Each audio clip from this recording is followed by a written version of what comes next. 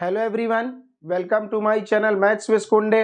पिछली क्लास में हम लोगों ने इंजीनियरिंग मैथमेटिक्स सेकंड का क्वेश्चन पेपर का सलूशन करना स्टार्ट कर दिया था। उसका हम लोगों ने सेक्शन ए कंप्लीट कर लिया था और आज हम लोग उसी के आगे उसी सेम क्वेश्चन पेपर का यानी जो 2024-25 में आया हुआ क्वेश्चन है उसका हम लोग आज सेक्शन बी करना स्टार्ट करेंगे। सेक्शन बी यानी क्वेश्चन नंबर 2। इसके अंदर आपको 5 क्वेश्चन गिवन होते हैं ए से लेकर ई तक और इसमें चॉइस दी होती है 5 में से कोई 3 क्वेश्चन आपको करना होता है। हर एक क्वेश्चन 7 मार्क्स का होता है। तो हम लोग बिल्कुल समय खराब नहीं करेंगे और तुरंत अपने सोल्यूशन पर आएंगे। तो यहाँ पर 7 मार्क्स का क्वेश्चन है। हम आपको पांचों क्वेश्चन करके दिखाएंगे। जो 3 क्वेश्चन आपका ज्यादा अच्छे से तैयार है, जो आपको ज्यादा आसान लग रहा है, वो आप अपना क्वेश्चन पेपर को एग्जाम में कर सकते हैं। हालांकि ये प्रीवियस ईयर का है, लेकिन आप लोग इसको देखना चाहेंगे जैसे आपकी प्रिपरेशन और अच्छी हो जाए। तो फिर हम लोग यहाँ पर आपको 3 करना है, लेकिन हम आपको यहाँ पर पूरा पांचों करके दिखाएंगे। इसके लिए एक प्लेलिस्ट बनी हुई है AKTU मैथ्स 2 के नाम से, वहां पर और इसके पीछे वाले भी जो ईयर में आए हुए क्वेश्चंस हैं उसको आप वहां से देख सकते हैं। तो हम लोग यहाँ पर अपना क्वेश्चन 2 का जो पार्ट ए है वो स्टार्ट करते हैं। तो क्वेश्चन 2 का ए कह रहा है find the general solution of the differential equation. यहां पर एक डिफरेंशियल इक्वेशन गिवन है, इसका आपको जनरल सॉल्यूशन निकालकर बताना है। तो जनरल सॉल्यूशन अगर डिफरेंशियल इक्वेशन का निकालना है तो हमें पता है वो 2 पार्ट में निकलता है। पहला उसका कॉम्प्लीमेंट्री फंक्शन और दूसरा होता है पर्टिकुलर इंटीग्रल। तो कॉम्प्लीमेंट्री फंक्शन हम लोग निकालेंगे यहां से, और जब पर्टिकुलर इंटीग्रल निकालना होगा तो पूरे होल इक्वेशन का यूज करेंगे। ये पार्ट भी यूज होगा और ये वाला पार्ट भी यूज होगा। तो हम लोग अपना देखते हैं कैसे इसका जनरल सॉल्यूशन निकलेगा। तो सबसे पहले हम लोगों को क्वेश्चन तुरंत नोट कर लेना चाहिए क्या गिवन है हमें। तो ये तो करना ही चाहिए एक लाइन, जब भी हम क्वेश्चन सॉल्व करें तो वो ठीक रहता है। तो हम लोगों ने सबसे पहले जो हमें क्वेश्चन गिवन है वो अपना यहाँ पर नोट कर लिया है। ये हमारा क्वेश्चन है, तो इसका हम लोगों को जनरल सॉल्यूशन निकालना है। तो सबसे पहले इसका हम निकालेंगे कॉम्प्लीमेंट्री फंक्शन, उसके बाद पर्टिकुलर इंटीग्रल। तो हमारा पहला काम है कि हम इसका कॉम्प्लीमेंट्री फंक्शन निकालें। तो कॉम्प्लीमेंट्री फंक्शन निकालने के लिए इसका हम ऑक्सिलरी इक्वेशन लिखेंगे। तो सबसे पहला काम आपको इसका ऑक्सिलरी इक्वेशन लिखना है। इट्स ऑक्सिलरी इक्वेशन इज, तो इसका ऑक्सिलरी इक्वेशन क्या होगा, is given by. Auxiliary equation लिखने के लिए जैसे यहाँ पर y को 2 बार डिफरेंशिएट किया गया है, यानी यहाँ पर y का जो ऑर्डर है वो 2 है, सेकेंड ऑर्डर डेरिवेटिव है। तो y की जगह आपको m लिखना है और जितने ऑर्डर का डेरिवेटिव है उतना पावर लगाना है। सेकेंड ऑर्डर का है तो m स्क्वायर माइनस का 2, कॉन्स्टेंट टर्म अपनी जगह पर रहेगा। यहाँ पर y को एक बार डिफरेंशिएट किया गया है तो m का पावर 1 लगेगा, और फिर यहाँ पर जो कांस्टेंट है 2 प्योर y है, y के लिए कोई भी m आपको नहीं लिखना है और इक्वल में आपको हमेशा 0 लेना है। अब यहाँ पर आप देख रहे हैं इसका आप फैक्टर नहीं बना पाएंगे मिडिल टर्म को स्प्लिट करके, तो आप यहाँ पर श्रीधराचार्य का फॉर्मूला या जिसको आप क्वाड्रेटिक फॉर्मूला कहते हैं वो आप अप्लाई कर सकते हैं। तो लेकिन अगर आप थोड़ा सा यहाँ पर एक स्मार्ट तरीका देखना चाहें तो आपको उतना लंबा कैलकुलेशन नहीं करना पड़ेगा और आसानी से आप निकाल पाएंगे। हमने 2 को यहाँ से बना दिया 1 + 1, तो अभी आप इतने को अलग कर लीजिए तो ये आपका बन जाएगा m-1 का होल स्क्वायर, और जो प्लस का 1 है उस साइड हम इसको शिफ्ट कर देंगे तो ये हो जाएगा -1। अब ये दोनों साइड हम स्क्वायर रूट लेंगे, या तो ये कहिए कि स्क्वायर उधर जाकर स्क्वायर रूट बनाएगा जैसा हम लोग जनरली बोल देते हैं। तो -1 का स्क्वायर रूट अगर निकालेंगे तो प्लस माइनस का आयोटा, और इस साइड बचा आपका m-1। बस ये जो -1 है उस साइड शिफ्ट होगा तो +1 एंड प्लस माइनस का आयोटा। तो इस तरीके से आप यहाँ पर देख रहे हैं m की 2 पॉसिबल वैल्यूज निकली। पहली है m यानी 1 + आयोटा और दूसरा 1 - आयोटा। क्योंकि ये क्वाड्रेटिक इक्वेशन था तो इसलिए 2 ही पॉसिबल रूट इसके, यानी मैक्सिमम इसके 2 रूट्स होंगे। सो so that its complementary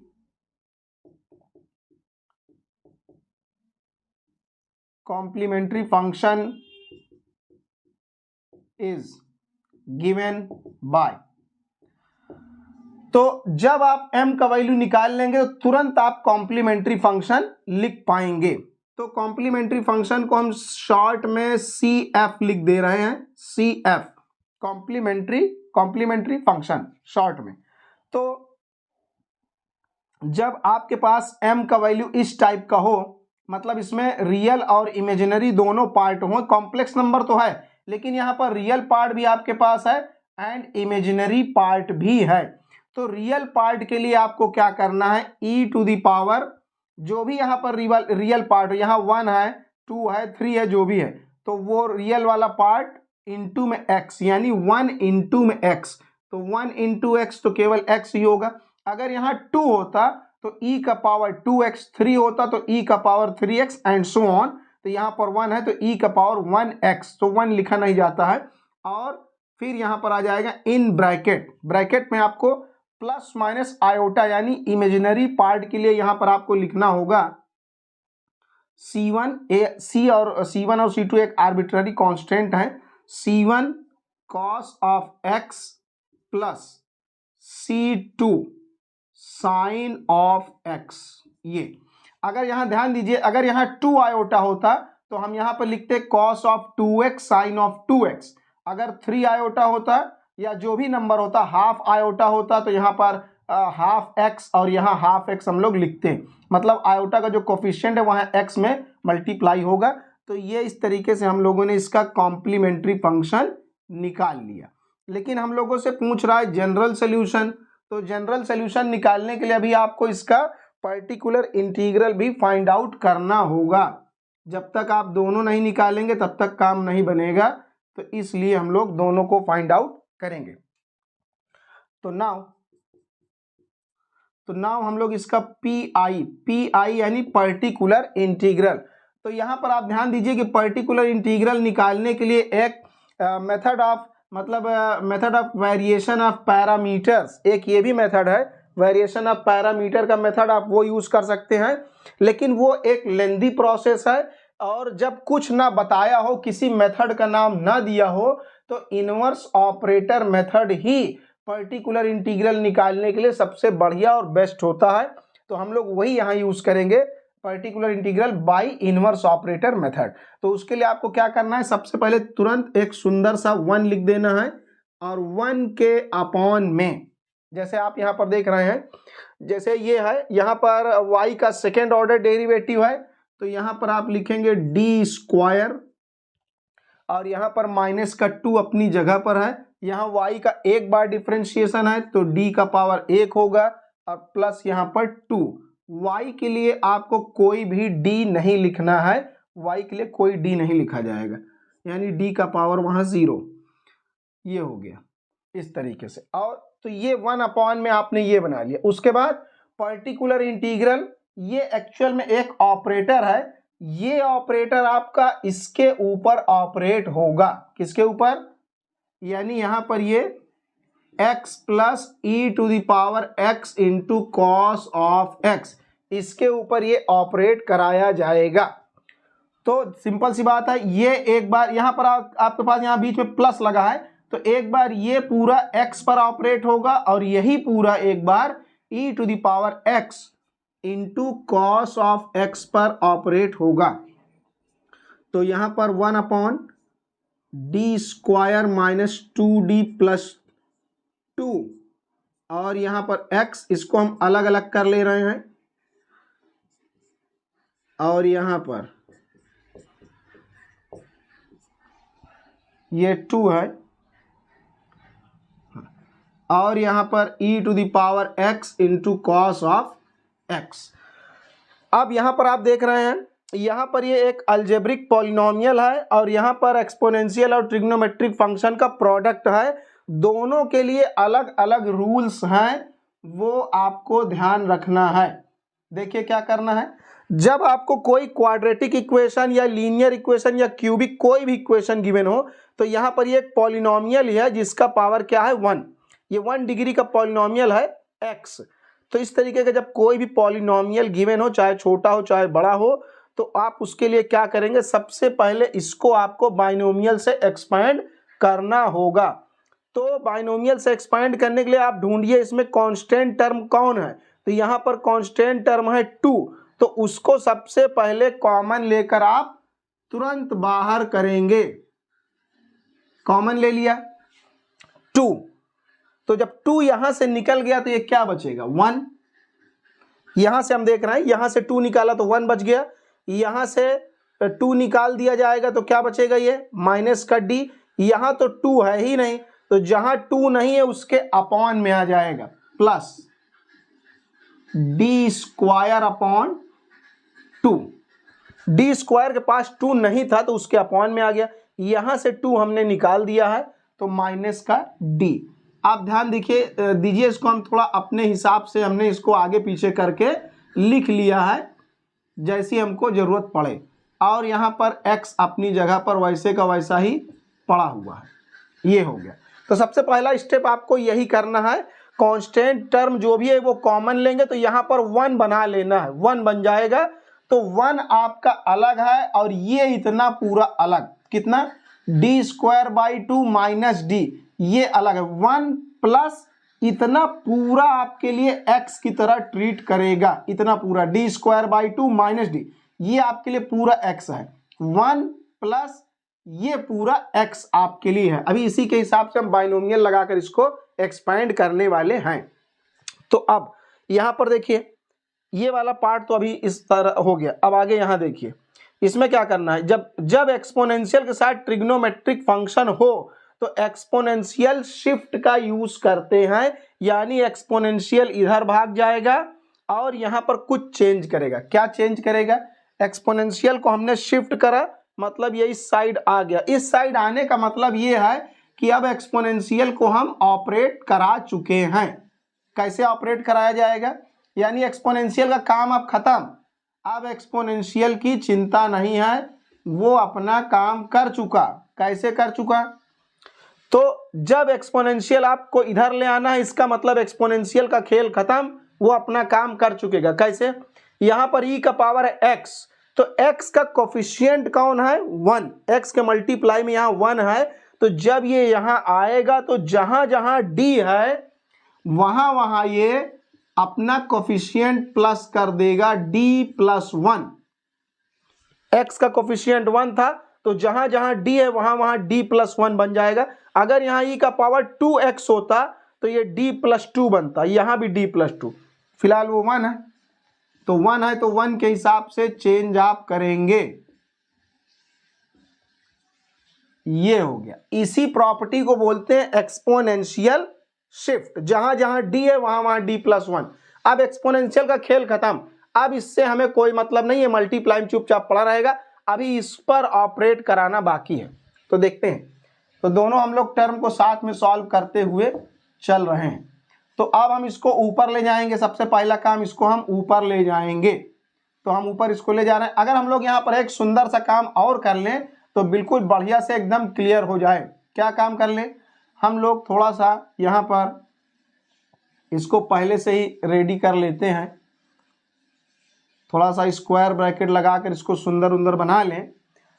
इन दोनों में से हम लोग माइनस को कॉमन ले लेते हैं। अगर हम माइनस कॉमन ले लें तो ये माइनस वाला प्लस और ये प्लस वाला माइनस हो जाएगा। ठीक है, कोई दिक्कत वाली बात नहीं है, माइनस हमने कॉमन ले लिया तो ये चला गया। आप नहीं भी लेंगे तो 1 प्लस एक्स का फॉर्मूला लगाएंगे, कोई दिक्कत नहीं। तो ये हो गया। अब इसको आप ऊपर ले जाइए, 1/2 ये अपनी जगह पर पड़ा हुआ है, 1/2 ये ऊपर जाएगा तो ये आपका है 1 माइनस, इसको हम थोड़ा सा आगे पीछे करके लिख दे रहे हैं, d minus D square by 2।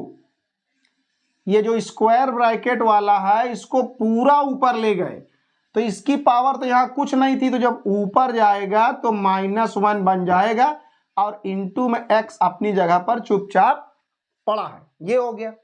अब देखते हैं इसमें क्या होगा। दोनों टर्म हम साथ में लेकर चल रहे हैं, जैसे एक साथ ही सॉल्व हो जाए।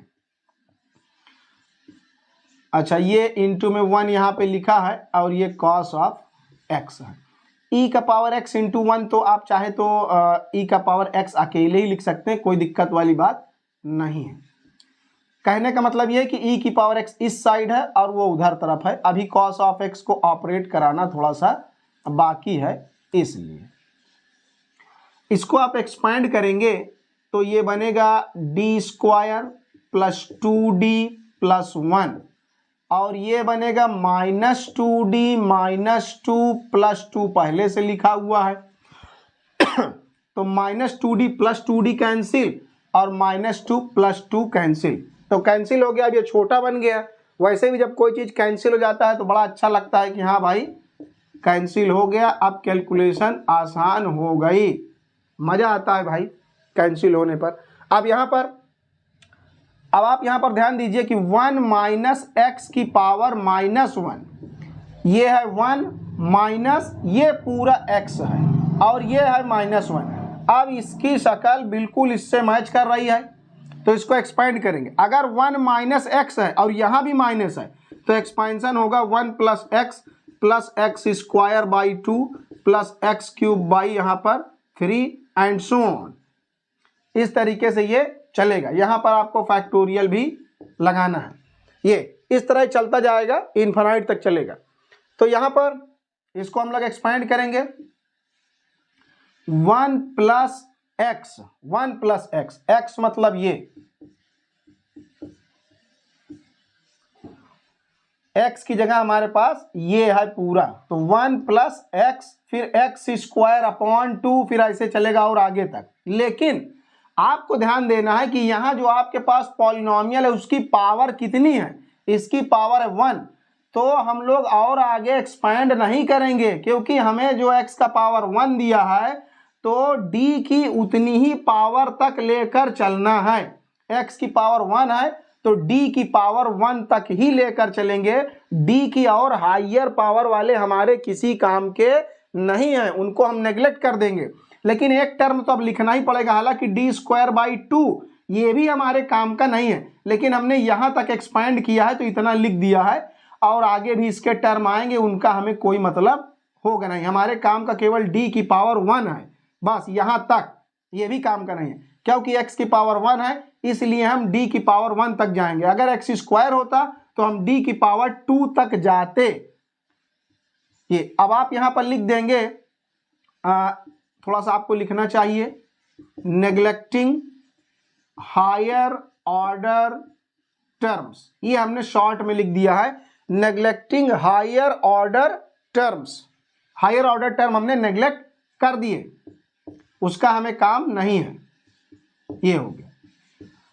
अब आप यहां पर देखिए डी स्क्वायर प्लस 1 बचा, ये हो गया। कितना छोटा हो गया, बिल्कुल बढ़िया। अब बस काम आसान है। तो अब इसके बाद हमारा यहाँ पर ये हो जाएगा, ये 1/2 अपनी जगह पर पड़ा रहेगा चुपचाप।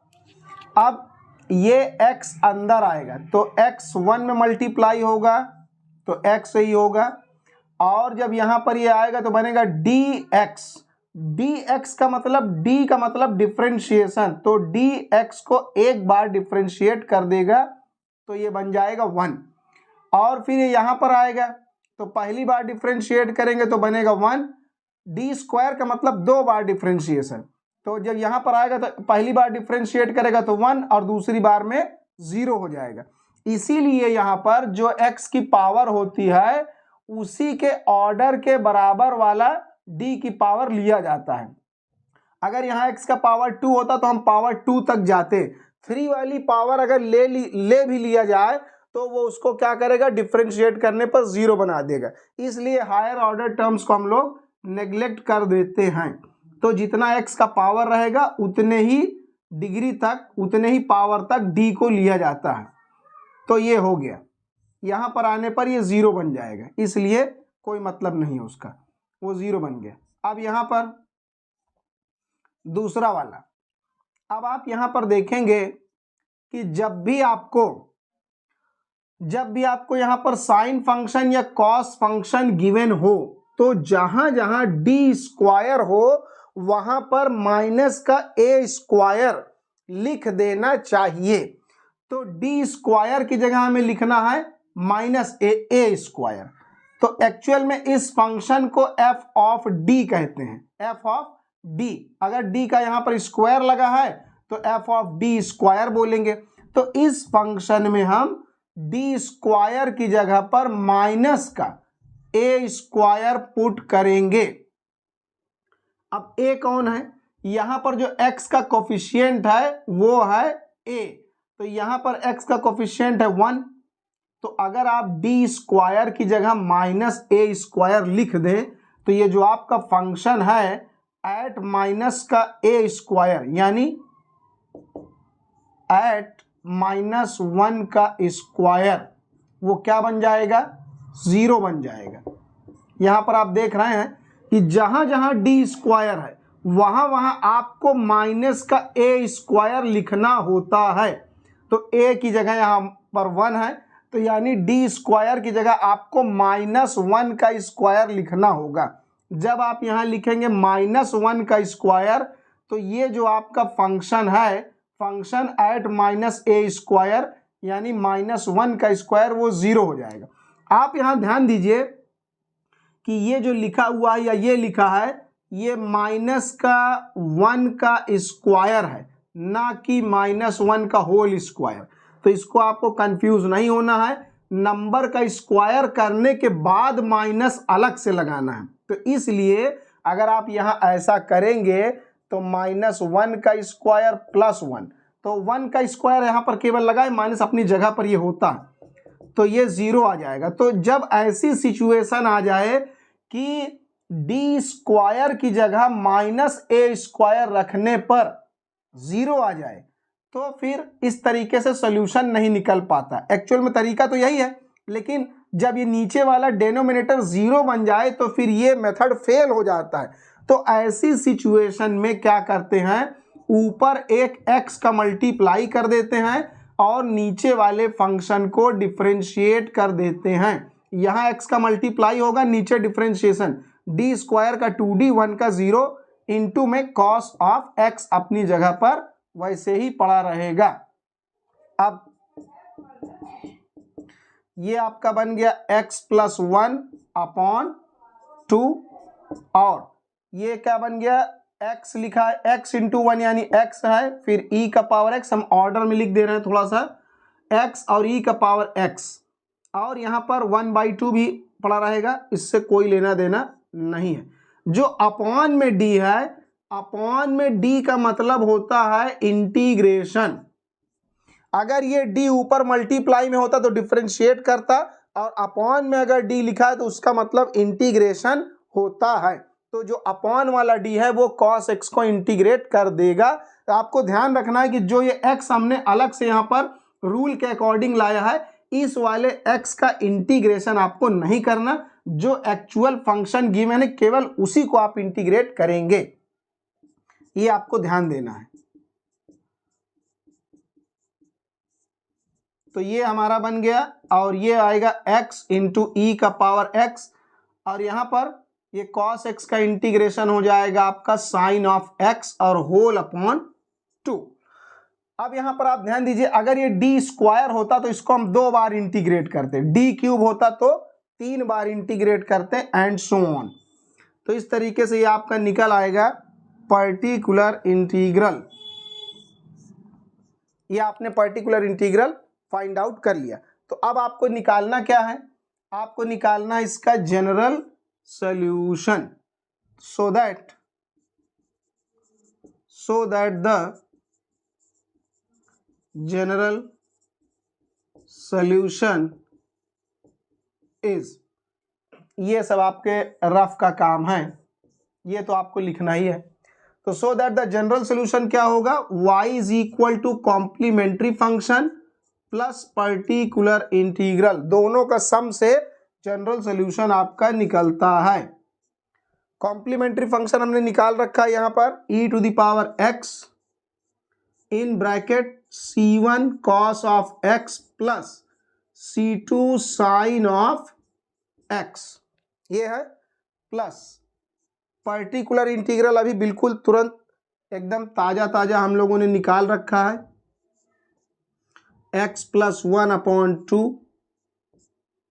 और plus x into e⁻x into sine of x divided by 2। तो ये आपका y का वैल्यू आ गया। जब किसी भी डिफरेंशियल इक्वेशन को हम सॉल्व करते हैं, सॉल्व करने का मतलब होता है कि जो आपका डिपेंडेंट वेरिएबल है उसकी वैल्यू को निकालना। यहाँ पर y को डिफरेंशिएट किया जा रहा है विद रिस्पेक्ट टू x, यानी y क्या है, y डिपेंडेंट वेरिएबल है, और डिफरेंशियल इक्वेशन को सॉल्व करना मतलब इसी डिपेंडेंट वेरिएबल की वैल्यू को निकाल कर बताना।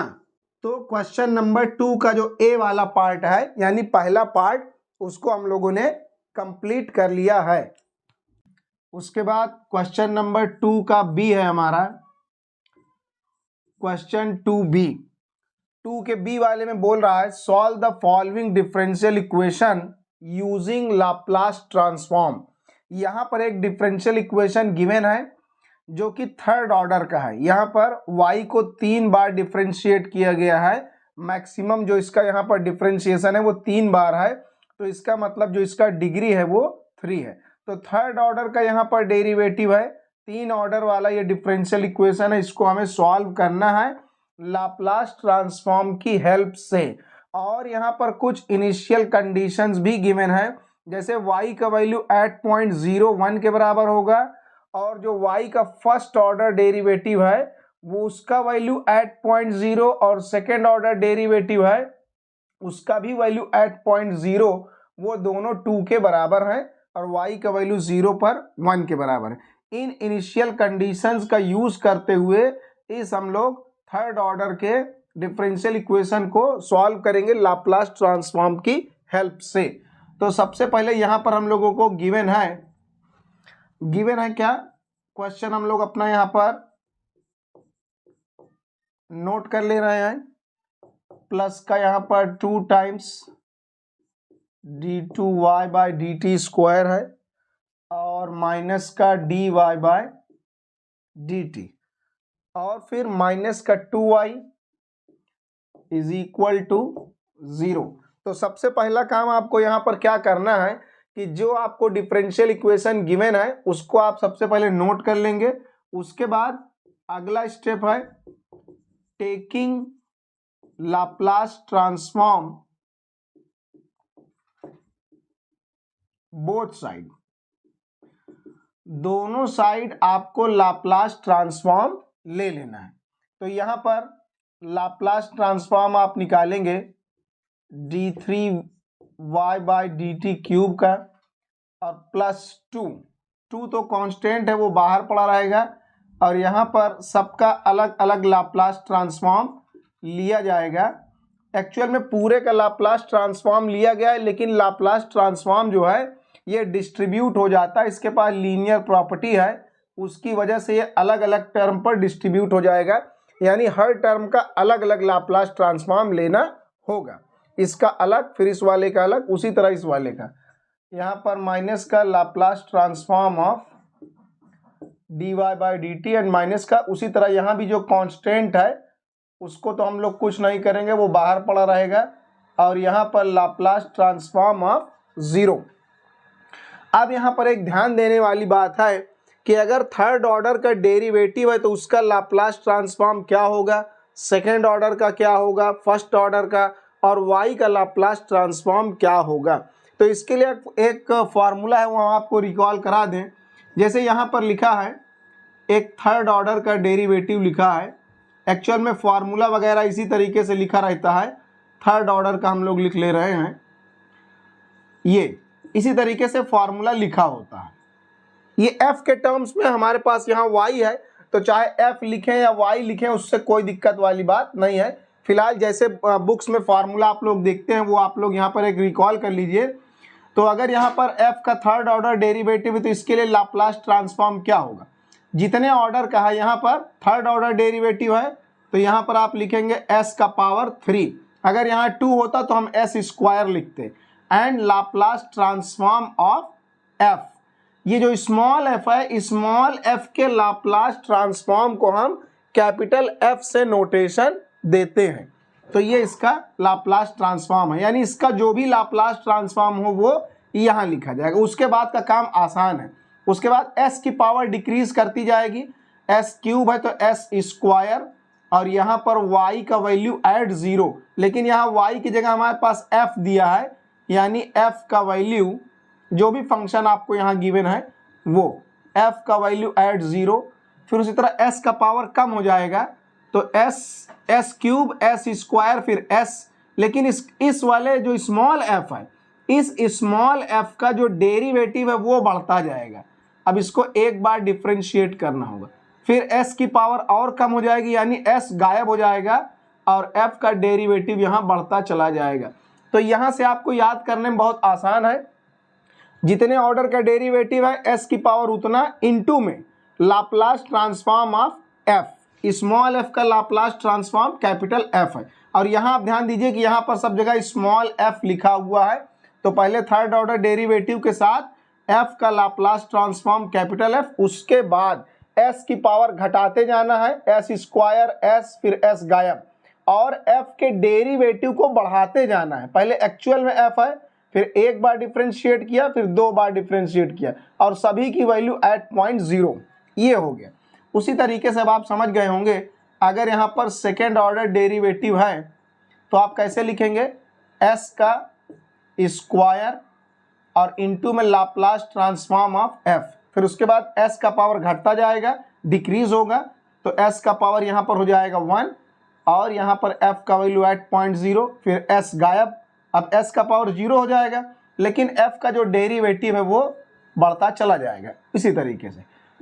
और उसके बाद फाइनल, अगर यहाँ पर फर्स्ट ऑर्डर डेरिवेटिव है तो आप क्या लिखेंगे, यहाँ पर एक ही बार यहाँ पर डिफरेंशिएट किया गया है, तो यहाँ पर s और Laplace transform of f minus का f का वैल्यू एट 0.0। तो इसी तरीके से ये एक्चुअल में लाप्लास ट्रांसफॉर्म है डेरिवेटिव्स का, तो इन्हीं को आपको यहाँ पर इम्प्लीमेंट कर देना है। ये हमने आपको रिकॉल करा दिया। हमारे पास यहाँ पर स्मॉल f लिखा है फॉर्मूले में, और क्वेश्चन में हमारे पास y है, तो कोई दिक्कत वाली बात नहीं है। तो इसका लाप्लास ट्रांसफॉर्म क्या होगा, तो यही फॉर्मूले से यहाँ पर हो जाएगा s क्यूब, और y का जो भी लाप्लास ट्रांसफॉर्म हो, जैसे यहाँ पर f का लाप्लास ट्रांसफॉर्म कैपिटल F है, तो उसी तरह हम लोग नोटेशन एक्चुअल में ज़्यादातर इसी तरीके से दिया जाता है कि y का जो भी लाप्लास ट्रांसफॉर्म हो, तो उसके लिए पॉपुलर नोटेशन है y बार। तो मान लेते हैं कि y का लाप्लास ट्रांसफॉर्म y बार है, उसके बाद वैसे ही बिल्कुल यहाँ पर s स्क्वायर, y का वैल्यू एट 0.0, उसी फॉर्मूले के अकॉर्डिंग f की जगह यहाँ y है, स्मॉल f की जगह यहाँ y है। उसके बाद s, फिर y का फर्स्ट ऑर्डर डेरिवेटिव एट 0.0, फिर माइनस का s यहाँ पर गायब हो जाएगा, s का पावर 0, और y का सेकेंड ऑर्डर डेरिवेटिव एट 0.0। ये हो गया, इतने पूरे के लिए आपने ये लिखा। उसके बाद प्लस का यहाँ पर 2 टाइम्स ब्रैकेट के अंदर, यहाँ पर वैसे ही होगा, s स्क्वायर, y का जो भी लाप्लास ट्रांसफॉर्म हो उसको हम y बार लिख रहे हैं, माइनस का s, y का वैल्यू एट 0, फिर माइनस का y का डेरिवेटिव एट 0.0, ये होगा। उसके बाद फिर आप यहाँ पर देख रहे हैं, थोड़ा सा हम लोग लाइन चेंज करके लिख ले रहे हैं, काफ़ी लंबा हो जाएगा। तो ये फिर माइनस लगाकर ये वाला टर्म हमारा हो गया, ये हो गया। अब इसकी बारी है, माइनस का लाप्लास ट्रांसफॉर्म ऑफ y, इसे हम ब्रैकेट में लिख रहे हैं। y का लाप्लास ट्रांसफॉर्म आप लिखेंगे तो क्या होगा, s, और y का जो भी लाप्लास ट्रांसफॉर्म हो उसको हम y बार बोल रहे हैं। फिर माइनस का यहाँ पर y का वैल्यू एट 0.0, तो इसका भी आपने लाप्लास ट्रांसफॉर्म लिख लिया, माइनस का 2 times Laplace transform of y, तो y के लाप्लास ट्रांसफॉर्म को हम लोग y बार से नोटेशन दे रहे हैं, जैसा हमने हर टर्म में किया। और इक्वल में लाप्लास ट्रांसफॉर्म ऑफ 0, तो 0 का लाप्लास ट्रांसफॉर्म आपका 0 होगा। तो ये हो गया नेक्स्ट लाइन हमारी, ये 2 लाइन में हमने लिखा।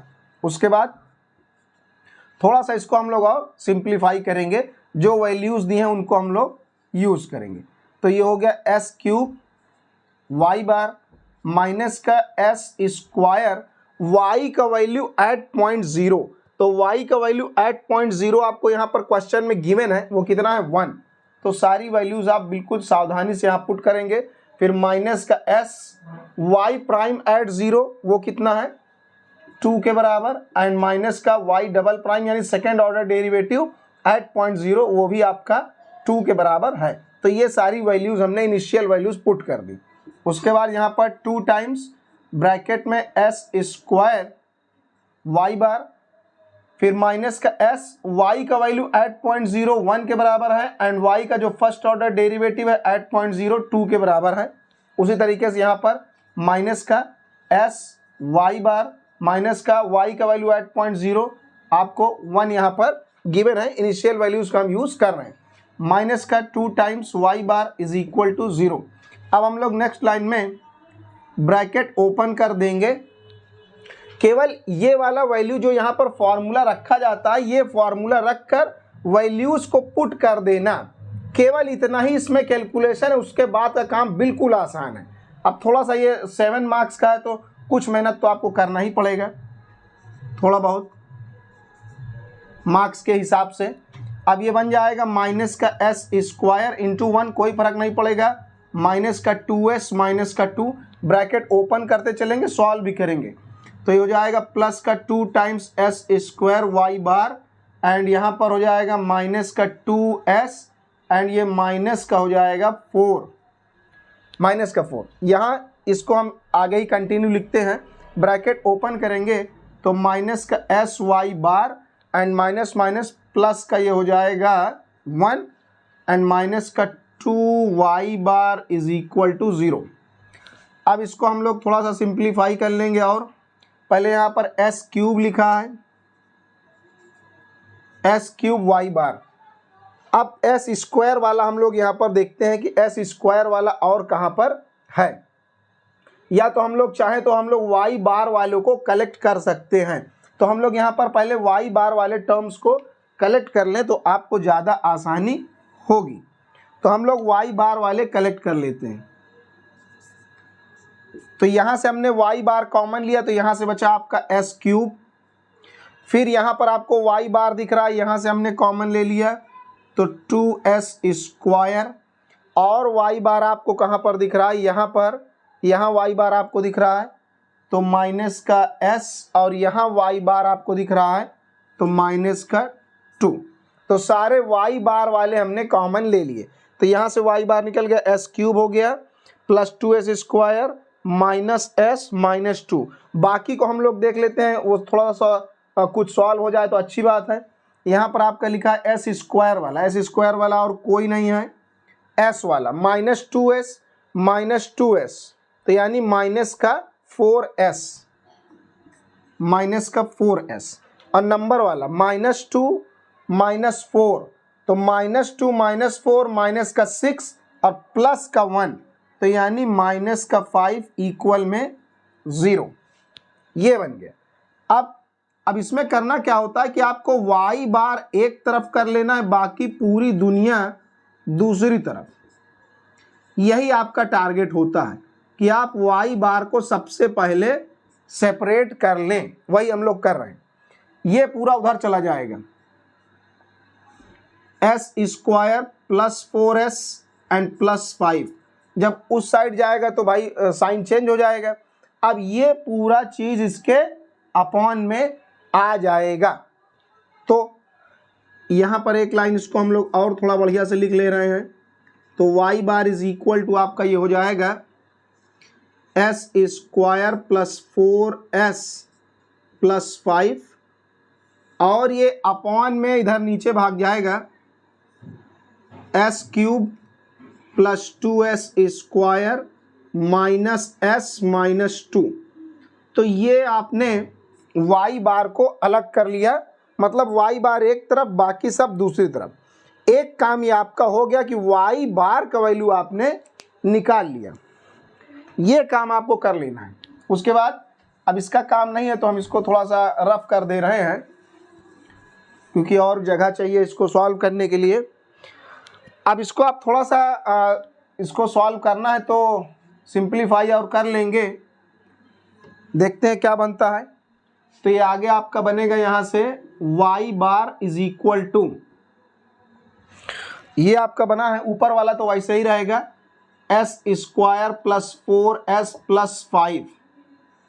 अभी नीचे वाला देखिए सॉल्व हो सकता है, अगर हम लोग यहाँ से शुरू का 2 ले लें और लास्ट का 2 टर्म ले लें, तो यहाँ शुरू के 2 में हम लोग देख रहे हैं कि एस स्क्वायर अगर हम लोग कॉमन ले लें, एस स्क्वायर, तो ब्रैकेट में s प्लस 2 बचेगा, और लास्ट के 2 में हम माइनस का 1 कॉमन लेंगे तो ब्रैकेट में s प्लस 2 बचेगा ये। तो अब ये आपका बन गया S square plus 4s plus 5 upon S square minus का 1 एंड s प्लस 2।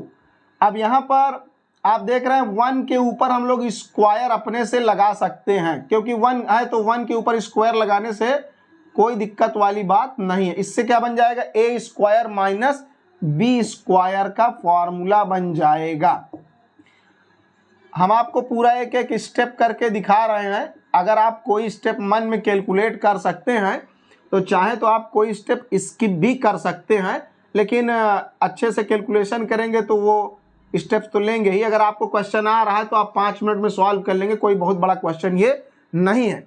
हमको समझाना भी है, इसलिए हो सकता है आपको थोड़ा टाइम लग रहा हो, लेकिन जिसको आ गया एक बार में तो वो आराम से कर लेगा। तो ए स्क्वायर माइनस बी स्क्वायर, तो ये हो गया ए प्लस बी, ए माइनस बी के फॉर्मूले पर, तो पहले हम माइनस वाला लिख दे रहे हैं, ए माइनस बी और ए प्लस बी, और ये s प्लस 2। अब एक काम करना है, ये हमने डेनोमिनेटर को इस तरीके से स्प्लिट कर लिया। अब आपको क्या काम करना है, इसको पार्शियल फ्रैक्शन से आपको ब्रेक करना होगा। ये एक काम आपके पास थोड़ा सा बचा है कैलकुलेशन वाला, बस। तो उसके लिए आपको यहाँ पर ब्रेक करना है, उसके लिए हम आपको आसान तरीका बताएंगे। तो आप यहाँ पर लेट करेंगे S square plus 4s plus 5 and whole upon s minus 1, s plus 1 and s plus 2। तो अभी आप यहाँ पर देख रहे हैं कि जितने आपके डेनोमिनेटर में टर्म्स हैं वो सब लीनियर है, किसी का पावर 2 नहीं लगा है, सब लीनियर है। तो लीनियर वाले के लिए आपको पता होगा a अपॉन में हम लोग एज्यूम करेंगे s minus 1 and b upon assume करेंगे s plus 1 and c upon assume करेंगे s प्लस 2। बस इक्वेशन 3 बनाई जाती है इसमें, लेकिन हम आपको 3 इक्वेशन बनाकर नहीं दिखाएंगे, उससे पहले ही वो आराम से सॉल्व हो जाएगा। और वो एक अच्छा मेथड है, आप बारी बारी ए बी सी का वैल्यू निकाल पाएंगे।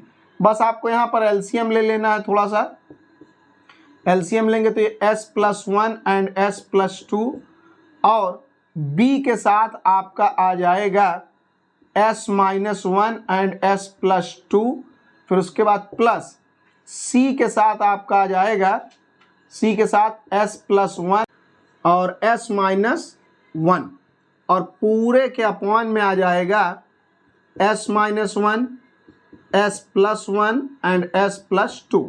उसके बाद ये और ये आपका कैंसिल हो गया, तो फिर नेक्स्ट आपका यहाँ से क्या बचेगा, तो ये हो गया s square plus 4s plus 5 is equal to, a के मल्टीप्लाई में है आपका s plus 1 and s plus 2, और b के मल्टीप्लाई में s माइनस 1 और s प्लस 2, और c के मल्टीप्लाई में s plus 1 and s minus 1। अब काम आसान है, अब आपको हम इक्वेशन नहीं बनवाएंगे a b c में 3, तो उससे आसान एक तरीका ये है कि जो यहाँ पर अपॉन में तीनों बने रहा करते हैं, इनके रूट्स निकालिए। अगर आप यहाँ से रूट निकालेंगे यानी s minus 1 is equal to 0, तो यहाँ से आपको रूट मिलेगा s इज इक्वल टू 1। अगर यहाँ से निकालेंगे तो s is equal to minus 1, और यहाँ से s is equal to minus का 2 मिलेगा। तो बारी बारी आपको यही तीनों रूट्स को इसमें पुट करना है यहाँ तक बनाने के बाद। तो पुटिंग यहाँ से s इज इक्वल टू 1, तो पहले हम लोग यहाँ से s बराबर 1 निकालेंगे, तो यानी फर्स्ट रूट इसमें पूरे में आपको पुट कर देना है, तुरंत एक वैल्यू आपको निकल कर आ जाएगी, ए बी सी में से कोई एक वैल्यू आपको निकल कर आ जाएगी।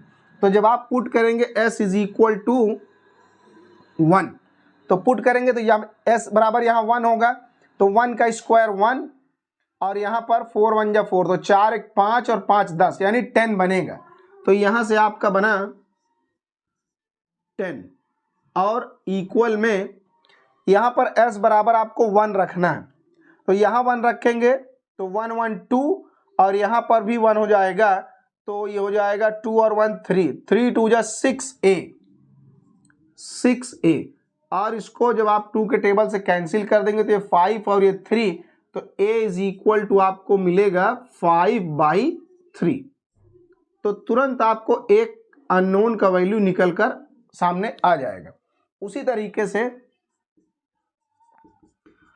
Putting s is equal to -1, बारी बारी एक एक रूट आपको पुट करना है। इस बार हम लोग यहां से रूट निकाल के पुट करेंगे, s इज इक्वल टू -1, तो यहां पर पुट करेंगे दोनों साइड, इधर भी और इधर भी पूरे में। तो s इज इक्वल टू जब यहाँ -1 रखेंगे, अब आप यहाँ पर देखेंगे इसके पहले जो b और c है वो सब 0 हो जाएंगे। जब आप s बराबर 1 रखेंगे तो ये वाला टर्म तो केवल 6 से बनाएगा, बाकी लोग 0 बन जाएंगे। s बराबर 1, जब यहाँ 1 पुट करेंगे तो 1 में से 1 गया 0, तो b वाला पूरा गायब। यहाँ भी आप 1 पुट करेंगे तो 1 में से 1 गया 0, तो c वाला पूरा गायब। तो ये मेथड इसीलिए अच्छा है कि इसमें 2 टर्म अपने आप डिलीट हो जाते हैं और एक टर्म निकल आता है। उसी तरीके से यहाँ पर s इज इक्वल टू हम -1 पुट करेंगे, तो जब -1 पुट करेंगे तो ये तो +1 ही आएगा, +1 और माइनस का 4, तो -4 +1 तो -3 और ये प्लस का 5 यानी 2 आएगा, 2। अभी आपने -2 पुट किया है, तो अब देखिए जब यहाँ -1 पुट करेंगे, -1 + 1 0, तो a वाला पूरा 0, और यहाँ पर -1 पुट करेंगे तो -1 + 1 0, तो c वाला पूरा 0, तो अभी b निकल आएगा। तो यहाँ s की जगह -1, तो -1 यानी -2 माइनस का 2, और यहाँ पर क्या है, यहाँ पर -1 और -1 प्लस का 2, तो यानी यहाँ से 1 आएगा, और ये आपका b जो है वो मल्टीप्लाई में पड़ा रहेगा। तो ये -2 के अपॉन में -2 जो आएगा, तो b का वैल्यू आपको यहाँ से मिलेगा -1। तो ये आपने b इस तरीके से निकाल लिया। उसी तरीके से एक last, putting s is equal to -2, तो एक लास्ट वाला रूट आप पुट करेंगे -2, जो कि यहां से निकलेगा इसी में दोनों साइड। -2 यहां पुट करेंगे तो -2 का स्क्वायर +4, यहां +4 आएगा, तो +4 और यहां पर -8, तो +4 और -8, तो यानी माइनस का यहां से 4 आएगा, -4 + 5 यानी प्लस का 1 आएगा। -2 हम लोगों ने पुट किया, -2 जब यहां पुट करेंगे, -2 + 2 तो 0, तो a वाला पूरा 0 हो जाएगा, और b वाला यहां पर s की जगह -2, तो -2 + 2 0, तो b वाला पूरा 0, c वाला निकल आएगा। -2 + 1, तो यहां से आ जाएगा -1 c × -1, और यहाँ -2 पुट करेंगे तो -2 और -1 तो -3, तो यहाँ से आपको ये निकल कर आएगा, ये इधर तरफ 3 बन जाएगा और 1 के अपॉन में, तो c का वैल्यू आपने निकाला 1/3। तो बस अब काम आसान हो गया, a b c का वैल्यू आपने निकाल लिया। अभी आप यहाँ पर देखिए कि इसी को हमने, इस चीज को हमने यहाँ पर नोट करके लिखा, और इसी के बराबर में हमने ये एज्यूम किया था, तो इसके बराबर क्या है, ये है, यानी इसको हटाकर हम ये लिख सकते हैं। अब हमारे पास a b और c तीनों की वैल्यूज हैं, सो दैट थोड़ा सा इसके लिए हम लोग जगह बना लें, क्योंकि इसको थोड़ा सा सॉल्व भी करना है, तो ये हमने इसके लिए थोड़ा सा जगह बना ली है। तो यहाँ आप देखिए, इसके बाद हम लोग सॉल्व करेंगे, सो दैट, तो यहाँ से आपको y bar is equal to अभी क्या मिलेगा, a की जगह आप पुट करेंगे यहाँ पर 5/3, तो 5/3 को हम बाहर ही लिख दे रहे हैं इंटू 1/s-1, ये हमने लिख दिया। ए का वैल्यू यहां हमने पुट करा। उसी तरह बी की जगह -1, तो माइनस का ये 1 अपॉन में क्या है s+1। उसी तरह सी की जगह 1/3, तो 1/3 को हम ऐसे अलग लिख दे रहे हैं इंटू 1 के अपॉन में s+2, ये हो गया। तो अब आप यहां पर देखिए कि हमें तो सॉल्व करना है डिफरेंशियल इक्वेशन को। डिफरेंशियल इक्वेशन सॉल्व करने का मतलब होता है कि जो आपका डिपेंडेंट वेरिएबल है, डिपेंडेंट वेरिएबल यहां पर y है, क्योंकि y को डिफरेंशिएट किया जा रहा है विद रिस्पेक्ट टू t, तो t इंडिपेंडेंट है और y डिपेंडेंट वेरिएबल। जो डिपेंडेंट वेरिएबल है उसी को कैलकुलेट करना ही, उसी की वैल्यू को निकाल लेने को ही हम लोग बोलते हैं डिफरेंशियल इक्वेशन को सॉल्व करना, यानी y की वैल्यू निकालना। लेकिन ये तो y बार की वैल्यू है, और y बार क्या है, y बार जो है अभी हमने शुरू में यहां बताया कि y का जो लाप्लास ट्रांसफॉर्म है वो है y बार। तो ये तो y नहीं निकला, y बार निकला। तो y बार से हम y कैसे बनाएं, यानी हमारे पास यहाँ y नहीं है, y का लाप्लास ट्रांसफॉर्म है। तो इसके लिए हम दोनों साइड y का क्या करेंगे, दोनों साइड इनवर्स लाप्लास ट्रांसफॉर्म हम लोग लेंगे, taking inverse Laplace transform both side. तो जैसे हमने y का लाप्लास ट्रांसफॉर्म लिया तो y बार मिला, यहाँ स्टार्टिंग में y का लाप्लास ट्रांसफॉर्म के लिए y बार मिला। तो जब y बार निकल आया तो हम लोग उल्टा करेंगे, तो y बार का अगर इनवर्स लाप्लास ट्रांसफॉर्म निकाल लें तो फिर y की वैल्यू वापस मिल जाएगी। यहाँ पर आप समझ लीजिए, जैसे यहाँ पर हम लोगों ने देखा कि ये y है और ये y बार है। जब आप लाप्लास ट्रांसफॉर्म लेते हैं तो आप y से y बार पर पहुंच जाते हैं। तो ऑब्वियस सी बात है, अगर आप इनवर्स लाप्लास ट्रांसफॉर्म लेंगे तो y बार से आपको दोबारा y मिल जाएगा इनवर्स फंक्शन की तरीके से। तो इधर भी हम लोग इनवर्स लाप्लास ट्रांसफॉर्म लेंगे। 5/3 कांस्टेंट है, तो इनवर्स लाप्लास ट्रांसफॉर्म 1/s-1 का। उसी तरह यहाँ पर माइनस अपनी जगह पर पड़ा रहेगा, तो इनवर्स लाप्लास ट्रांसफॉर्म आपका 1/s+1, एंड इसी तरीके से 1/3 कांस्टेंट है वो बाहर पड़ा रहेगा, inverse Laplace transform of 1/s+2। बस अब काम आसान है। तो इसके बाद हम लोग यहाँ पर थोड़ी सी जगह में एक लाइन में इसका आंसर अब आ जाएगा। तो अभी आप यहाँ पर देखिए y बार का इनवर्स लाप्लास ट्रांसफॉर्म क्या होगा, y होगा, जैसा हम लोगों ने यहाँ नोटेशन बना रखा है, इसमें कोई बड़ी बात नहीं। 5/3 अपनी जगह पर पड़ा रहेगा। तो अब आप यहाँ पर एक फॉर्मूला देखिए, अगर इनवर्स लाप्लास ट्रांसफॉर्म आपको निकालना है 1/s-a का, तो इसका इनवर्स लाप्लास ट्रांसफॉर्म होता है e⁴at। यहाँ हम इसको थोड़ा सा सर्किल में बना दें, ये रफ का काम है, तो आपको इसको लिखना नहीं, वो रफ का काम है, समझाने के लिए जगह नहीं, इसलिए हमने यहाँ बना दिया। तो अब अगर यहाँ s-a है तो e का पावर वो at बना। तो बिल्कुल इसी तरीके से अगर ये s-1 है तो ये e का पावर क्या बनेगा, a की जगह 1 है तो e का पावर at यानी 1t, तो 1 लिखने की कोई जरूरत नहीं है, ये हो गया। उसी तरीके से फिर ये माइनस लगाकर 1/, तो हम लोग यहाँ ध्यान दें, अगर यहाँ -a है तो यहाँ +a हो रहा है, तो ऑब्वियस सी बात है अगर ये प्लस में है तो माइनस में हो जाएगा। तो ये हो जाएगा e का पावर -1t, और उसके बाद 1/3 अपनी जगह पर चुपचाप पड़ा रहेगा ये। और यहाँ पर ये भी वैसे ही, अगर ये प्लस का था तो माइनस हो गया, तो ये भी प्लस का 2 है तो ये भी माइनस हो जाएगा। तो ये हो जाएगा इनटू में e का पावर -2t। तो ये आगे आपका फाइनल एंड रिक्वायर्ड सॉल्यूशन। तो अब आप यहाँ पर बहुत आराम से इसको आप समझ गए होंगे, कोई दिक्कत वाली बात नहीं है। ये आपका फाइनल आंसर आ जाएगा। तो इस तरीके से आपने क्वेश्चन नंबर 2 का पार्ट बी कंप्लीट कर लिया। उसके बाद क्वेश्चन नंबर 2 का सी है, 2 का पार्ट सी। इसमें बोल रहा है test the convergence of the following series.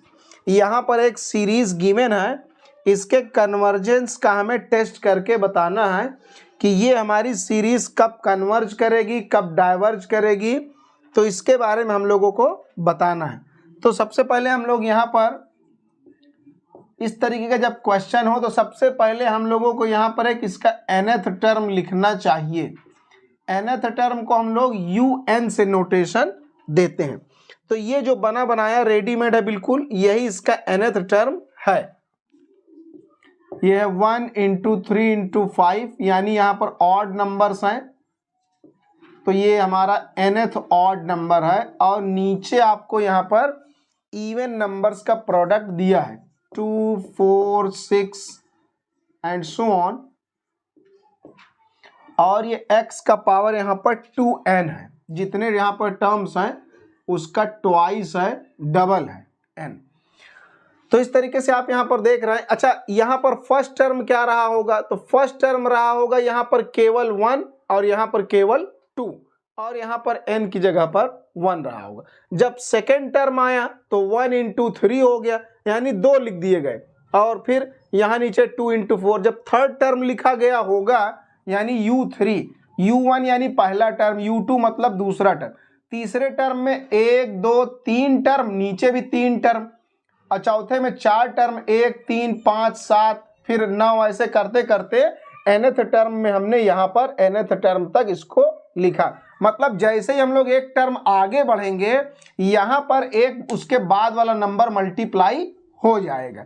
जैसे पहले केवल 1 था, फिर अगले टर्म में 1 × 3, फिर 1, 3, 5, फिर 1, 3, 5, 7, 1, 3, 5, 7, 9। तो जैसे जैसे इसके टर्म बढ़ते जाएंगे वैसे वैसे ये आगे चलेगा, मतलब एक नया टर्म उसमें मल्टीप्लाई होता चला जाएगा। तो उसी तरीके से एंड, तो un लिखेंगे और उसके बाद इसके नेक्स्ट वाला टर्म लिखेंगे, यानी un+1। तो un+1 क्या होगा? तो इसी सीक्वेंस में इसमें जितने टर्म्स हैं वो तो लिखे रहेंगे। जब उसके बाद वाला एक, मतलब un के बाद वाला एक टर्म यानी un+1th टर्म जब लिखना होगा तो उसमें एक टर्म और मल्टीप्लाई हो जाएगा। तो अब 2n+1 के बाद क्या आएगा? 2n+1 के बाद क्या आएगा? जहां n है वहां n+1 हम पुट कर देंगे तो पता चल जाएगा इसके बाद वाला टर्म क्या आएगा। तो ये 2n+2 -1 यानी 2n+1। तो जब एक टर्म आगे बढ़ेंगे तो इसमें भी एक नेक्स्ट वाला नंबर मल्टीप्लाई हो जाएगा। इसी तरीके से ये इसका टर्म बाई टर्म आगे बढ़ रहा है। उसी तरीके से यहाँ भी होगा, यहाँ भी आप n की जगह पर n+1 रखेंगे, क्योंकि आप यहाँ n के बाद n+1th टर्म निकाल रहे हैं, तो अगला उसका टर्म निकालने के लिए हम n की जगह n+1 पुट कर रहे हैं। तो ये बन जाएगा आपका 2n+2, तो ये बनेगा 2n+2, बिल्कुल ऐसे ही। तो जैसे यहाँ पर यहाँ भी वही बनेगा, n की जगह जब n+1 पुट करेंगे तो यहाँ x का पावर भी 2n+2 बन जाएगा। तो अब हमने यहाँ पर un+1 क्यों निकाला? तो यहाँ पर हम लोग अप्लाई करने वाले हैं डलेम्बर्ट्स टेस्ट। तो डलेम्बर्ट टेस्ट क्या होता है वो हम यहाँ पर आपको साइड में रिकॉल करा देते हैं।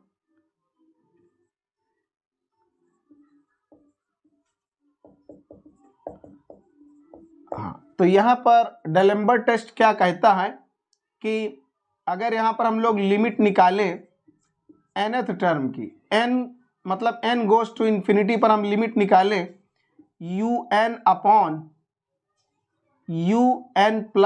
की, चाहे तो आप un+1 ऊपर लिख सकते हैं, un नीचे, उसके हिसाब से l का वैल्यू चेंज हो जाता है। तो दोनों में से कोई आप एक याद रखिए। un+1 अपॉन un की लिमिट निकालेंगे तो इसकी लिमिट आती है कुछ न कुछ तो आएगी, मान लीजिए l आएगी।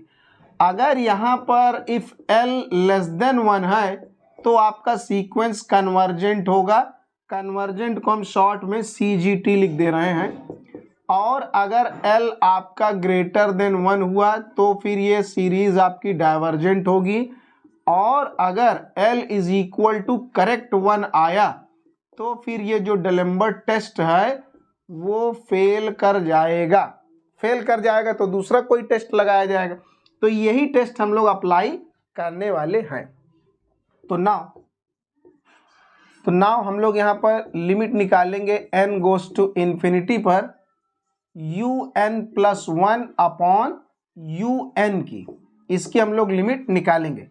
तो अब आप यहाँ पर ध्यान दीजिए कि un+1 का वैल्यू ये है, इसको हम ऊपर लिखेंगे और un का वैल्यू अपॉन में डिनोमिनेटर में लिखेंगे। तो पहले हम ये न्यूमरेटर वाला वैल्यू लिख दे रहे हैं 135 और यहाँ पर 2n-1 और 2n+1 एंड होल अपॉन में 2 4 6 2n और 2n+2 इनटू में x का पावर 2n+2 ये। तो इसके लिए हम लोग थोड़ा सा अपना जगह बना ले रहे हैं।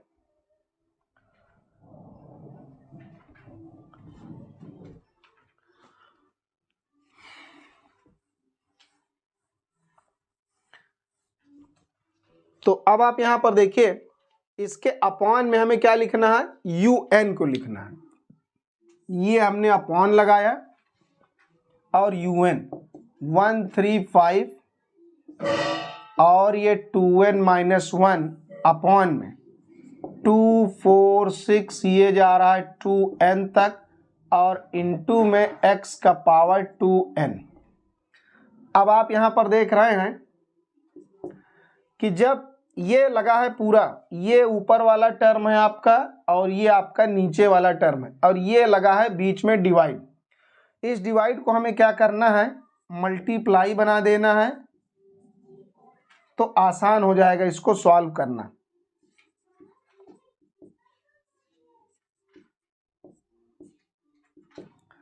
ये लिखा हुआ है,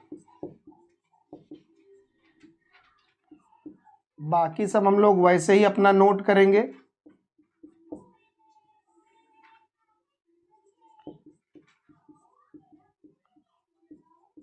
अभी हम लोग न्यूमरेटर ही नोट कर रहे हैं, बिल्कुल वैसे ही, इसमें कोई दिक्कत वाली बात नहीं। ये अब ये डिवाइड का साइन लगा है, अगर इस डिवाइड वाले साइन को हम मल्टीप्लाई बनाएं तो फिर ये रेसिप्रोकल हो जाएगा। 2 4 6 ये 2n तक जाएगा और 1 3 5 और ये आपका 2n-1 का। अब x का पावर 2n ये भी इसके न्यूमरेटर में था तो रेसिप्रोकल लेने पर ये ऑब्वियस सी बात है कि डिनोमिनेटर में ये चला जाएगा। बिल्कुल अब आसान काम है, ये बहुत आसान है। केवल आपको यहाँ पर un और un+1 लिखना है, लिखकर डिवाइड कर देना है। जो कैंसिल हो ये इतने पूरे से ये इतना पूरा कैंसिल हो जाएगा और ये 1 से लेकर पूरा 2n-1 तक यहाँ भी ये पूरा कैंसिल। कितना आसान है।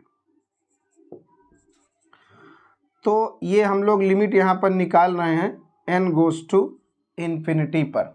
ये इसका वैल्यू हम लोग इसी के बराबर में लिख रहे हैं, मतलब यहाँ पर यही है कि लिमिट n गोज टू यहाँ पर इन्फिनिटी आपको लिखे चलना है, उसी के इक्वल में तो हम लोग कर ही रहे हैं।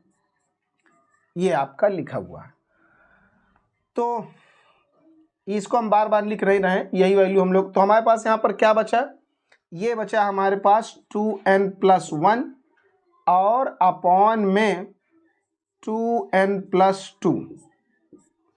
और यहाँ पर देखिए आप, यहाँ पर x का पावर है 2n+2 और जब ये ऊपर आएगा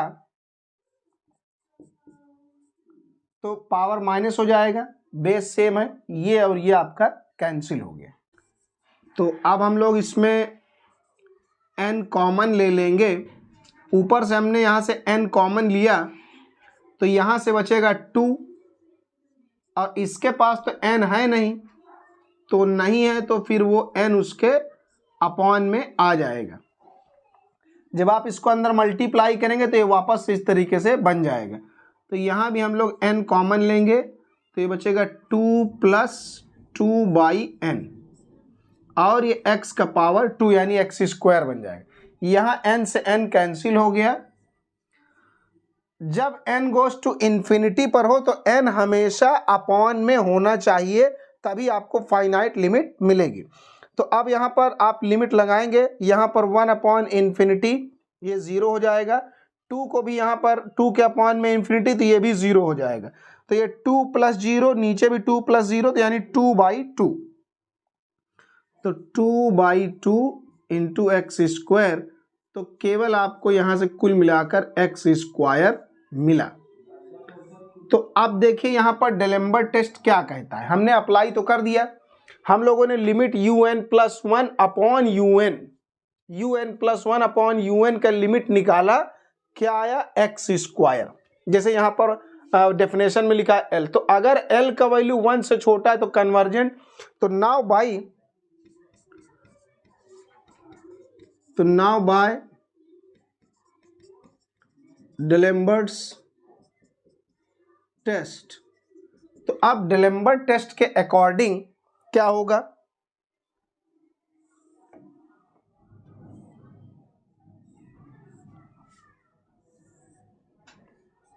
थोड़ा इसके लिए हम लोग जगह बना लें।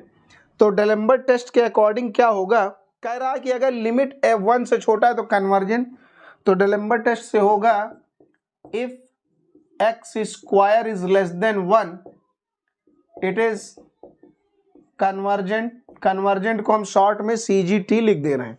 इट इज कन्वर्जेंट मतलब सीरीज आपकी कन्वर्जेंट होगी रूल के हिसाब से। और अगर लिमिट यानी x², जो भी लिमिट की वैल्यू है, हमारी लिमिट क्या आई है x², तो अगर हमारा जो लिमिट यानी x² है अगर वो ग्रेटर देन 1 होगा तो इट इज डाइवर्जेंट, तब वो डाइवर्जेंट होगा। एंड फॉर x = 1, अब अगर आप x = 1, लिमिट यहां आपने निकाला x², अगर आप यहां पर x की जगह 1 पुट करेंगे तो 1 का स्क्वायर यानी करेक्ट 1 आ जाएगा। लेकिन टेस्ट कहता है कि जब लिमिट 1 होगी तो टेस्ट फेल होगा। तो फॉर x = 1 टेस्ट फेल्स। तो यहां पर डेलेम्बर टेस्ट आपका फेल कर गया।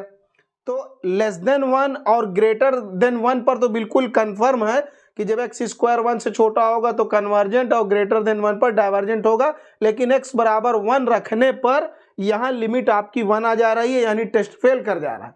तो जब टेस्ट फेल कर जाए डेलेम्बर का, तो हम लोग जो है चेक करते हैं राप्स टेस्ट। तो नाउ बाई राप्स टेस्ट, तो इसके बाद आपको राप्स टेस्ट लगाना है। राप्स टेस्ट में क्या किया जाता है, इसमें हम लोग लिमिट निकालते हैं n गोज टू इन्फिनिटी पर n मल्टीप्लाइड बाई un+1 इसकी लिमिट आप निकालते हैं राप्स टेस्ट में। तो ये ठीक है, ज़्यादा इसमें आपको कैलकुलेशन नहीं करना है, इतना बड़ा n लिखा रहेगा। अब आप यहाँ पर देखिए, आपने अभी यहाँ पर un+1/un का वैल्यू निकाला और इतना आपको मिला, इतना मिला। लेकिन यहाँ पर क्या लिखा है un/un+1, बस मतलब इसी का रेसिप्रोकल तो यहाँ लिखा है। इसका मतलब जो वैल्यू आपने निकाला इसका रेसिप्रोकल करके यहाँ आप लिख देंगे। ये काम तो आसान है, इसको दोबारा से आपको कैलकुलेट नहीं करना है। ये हो गया, बस यहीं पर हम लोगों ने निकाला था un+1/un, उसी का रेसिप्रोकल कर दिया हमने, तो ये आ गया un/un+1, इसका रेसिप्रोकल हमने कर दिया। अब यहाँ पर साथ में x² भी है। आप सोचेंगे कि x² है, वो कहाँ गया? तो एक्चुअल में x = 1 पर हम लोग टेस्ट कर रहे हैं, तो यहाँ पर x की जगह पर हमने 1 पुट कर दिया है, क्योंकि हम x = 1 पर ही चेक करने जा रहे हैं। तो x की जगह यहाँ पर आप चाहे तो दिक्कत हो तो आप लिख सकते हैं। यहाँ पर एक्चुअल में यहाँ 1 का स्क्वायर रहा होगा, क्योंकि हम x बराबर 1 पर चेक कर रहे हैं। तो यहाँ साथ में x स्क्वायर भी बचा था, यहाँ आप देख रहे थे, तो x की जगह यहाँ 1 पुट किया जा चुका है यहाँ पर, तो इसको कोई फर्क पड़ेगा नहीं, क्योंकि x बराबर 1 पर ही इसको हम चेक कर रहे हैं। तो अब यहाँ 1 का स्क्वायर का कोई मतलब है नहीं, मल्टीप्लाई करने से एलसीएम लेंगे जब आप, तो ये हो जाएगा माइनस का 2n minus 1 and whole upon 2n plus 1, ये बना। एलसीएम हमने ले लिया, तो अब ये वाले से ये वाला आपका कैंसिल हो गया और 2 में से 1 जाएगा तो 1। Limit n goes to infinity, और ये 2 माइनस 1 यानी 1, n इसी 1 में मल्टीप्लाई, यहाँ से 2 में से 1 जाएगा 1 आएगा, n 1 में मल्टीप्लाई हो जाएगा, तो कुल मिलाकर n अपॉन 2n प्लस 1। अब यहाँ भी वही चक्कर है, यहाँ भी आपको लिमिट निकालना है n गोज टू इंफिनिटी पर, तो n आप कॉमन लेंगे, नीचे से आप n कॉमन ले लीजिए बस, तो ऊपर वाला कैंसिल हो जाएगा। नीचे से n कॉमन लेंगे तो यहाँ से बचेगा 2 और यहाँ से 1/n। उसके बाद आप लिमिट अप्लाई करेंगे, n की जगह इंफिनिटी, 1/इंफिनिटी 0, तो ये 1 अपॉन इंफिनिटी 0, तो यानी 2 प्लस 0, तो नीचे 2 आएगा। तो कुल मिलाकर ऊपर तो 1 लिखा ही था, नीचे आया आपका 2। तो इस तरीके से आपने x बराबर 1 पर लिमिट निकाला राप्स टेस्ट से, तो कितना आया लिमिट? हाफ। राप्स टेस्ट कहता है इसी का उल्टा, जो आपने यहाँ पर पढ़ा इसी का उल्टा।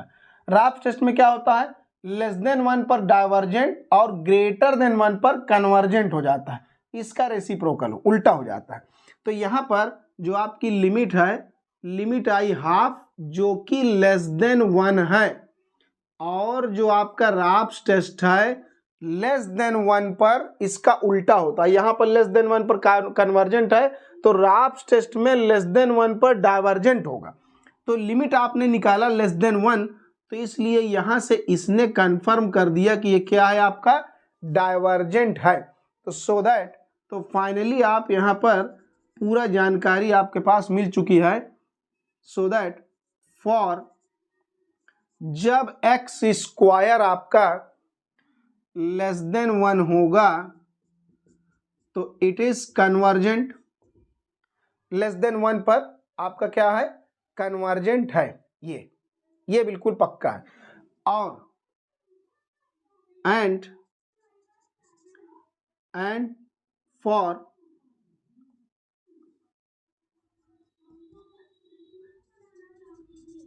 फॉर जब एक्स स्क्वायर आपका ग्रेटर देन 1 होगा,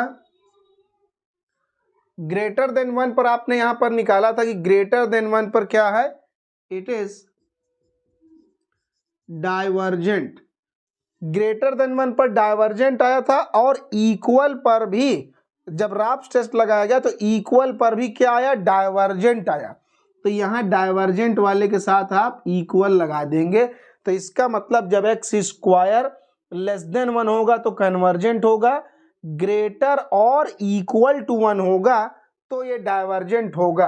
तो इस तरीके से आपने इसके कन्वर्जेंस का पूरा टेस्ट कर लिया। क्वेश्चन नंबर 2 का सी वाला पार्ट आपका कंप्लीट हो गया।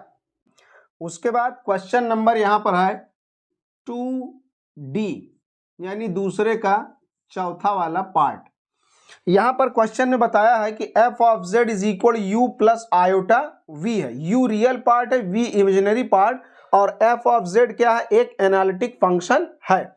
साथ में यहाँ पर एक कंडीशन गिवन है u माइनस v, यानी real part minus imaginary part. Real और इमेजिनरी पार्ट का जो डिफरेंस है वो इसके बराबर है। तो यहाँ पर केवल रियल पार्ट या केवल इमेजिनरी पार्ट नहीं दिया, रियल माइनस इमेजिनरी यानी u माइनस v के बराबर आपको गिवन है, और इसकी हेल्प से हमें पूरा फंक्शन f ऑफ z निकाल कर बताना है। एक इनिशियल कंडीशन की हेल्प भी आपको लेना है कि f of pi by 2 is equal 3 minus iota by 2। ये बाद में आपको अननोन कांस्टेंट निकालने के लिए हेल्प करेगा। तो यहाँ पर थोड़ा सा ये क्वेश्चन और अलग टाइप का ये बन गया है, क्योंकि कुछ क्वेश्चन हो सकता है आपने लगाया हो तो उसमें केवल रियल पार्ट या केवल इमेजिनरी पार्ट दिया होता है, तो आप तुरंत वहाँ पर मिलने थॉमसन मेथड अप्लाई करते हैं और फंक्शन एफ ऑफ जेड निकाल लेते हैं। लेकिन यहाँ पर आपको अकेला u या अकेला v नहीं दिया, u माइनस वी दिया है। तो जब आपको u माइनस वी दिया हो तब आप कैसे इसको एफ ऑफ जेड निकालेंगे, इसमें भी हम लोग मिलने थॉमसन मेथड अप्लाई करेंगे, लेकिन थोड़ी देर बाद जब इसको हम लोग उस तरीके से बना लेंगे। तो सबसे पहले यहाँ पर क्या लिखना है आपको, यहाँ पर पहले तो हम लोग देख लेते हैं वी हैव। सबसे पहले हम लोगों को यहाँ पर गिवन है कि F of Z is equal to U plus iota V, ये आपको गिवन है, सबसे पहले बताया गया है। इसको आप मान लीजिए इक्वेशन 1। एंड दूसरा आपको ये करना है, एंड एक अगला लाइन यहाँ पर आप दोनों साइड आयोटा से मल्टीप्लाई करेंगे। तो यहाँ पर जब आप करेंगे तो ये बन जाएगा आयोटा यू, और जब इसमें करेंगे तो आयोटा का स्क्वायर हो जाएगा तो माइनस का 1, यानी ये माइनस का v बन जाएगा। ये आपका बनेगा इक्वेशन 2। जब u माइनस वी वगैरह दिया हो तो आपको इसी तरीके से स्टार्ट करना है। उसके बाद अगला स्टेप यहाँ पर है adding equations 1 and 2 we get. Equations 1 और 2 को हम लोग ऐड करेंगे, तो ऐड करेंगे तो यहाँ से आप जब इन दोनों को ऐड करेंगे तो ये क्या बनेगा, दोनों में आप यहाँ पर देख रहे हैं कि एफ ऑफ जेड कॉमन आएगा, तो यहाँ से 1 और यहाँ से आयोटा, तो यानी 1 प्लस आयोटा आपका ब्रैकेट में बचेगा, और एफ ऑफ जेड आप कॉमन लेंगे, लेफ्ट वाला लेफ्ट से ऐड होगा, एफ ऑफ जेड कॉमन, यहाँ से 1 और यहाँ से आयोटा ब्रैकेट में ये बचेगा। ये आपका आयोटा बना हुआ है। उसके बाद यहाँ देखिए ये रियल पार्ट है, इन दोनों को ऐड करेंगे तो रियल वाला रियल के साथ, इमेजिनरी वाला इमेजिनरी के साथ लिखा जाएगा, यानी रियल पार्ट यहाँ पर u है और यहाँ माइनस का v, तो यानी u माइनस वी, ये आपका रियल पार्ट है। और इमेजिनरी पार्ट आयोटा आयोटा आप कॉमन लेंगे तो u प्लस वी, ये बनेगा। तो अब आप इसको थोड़ा सा इस तरीके से, इस तरीके से आपने इसको बनाया।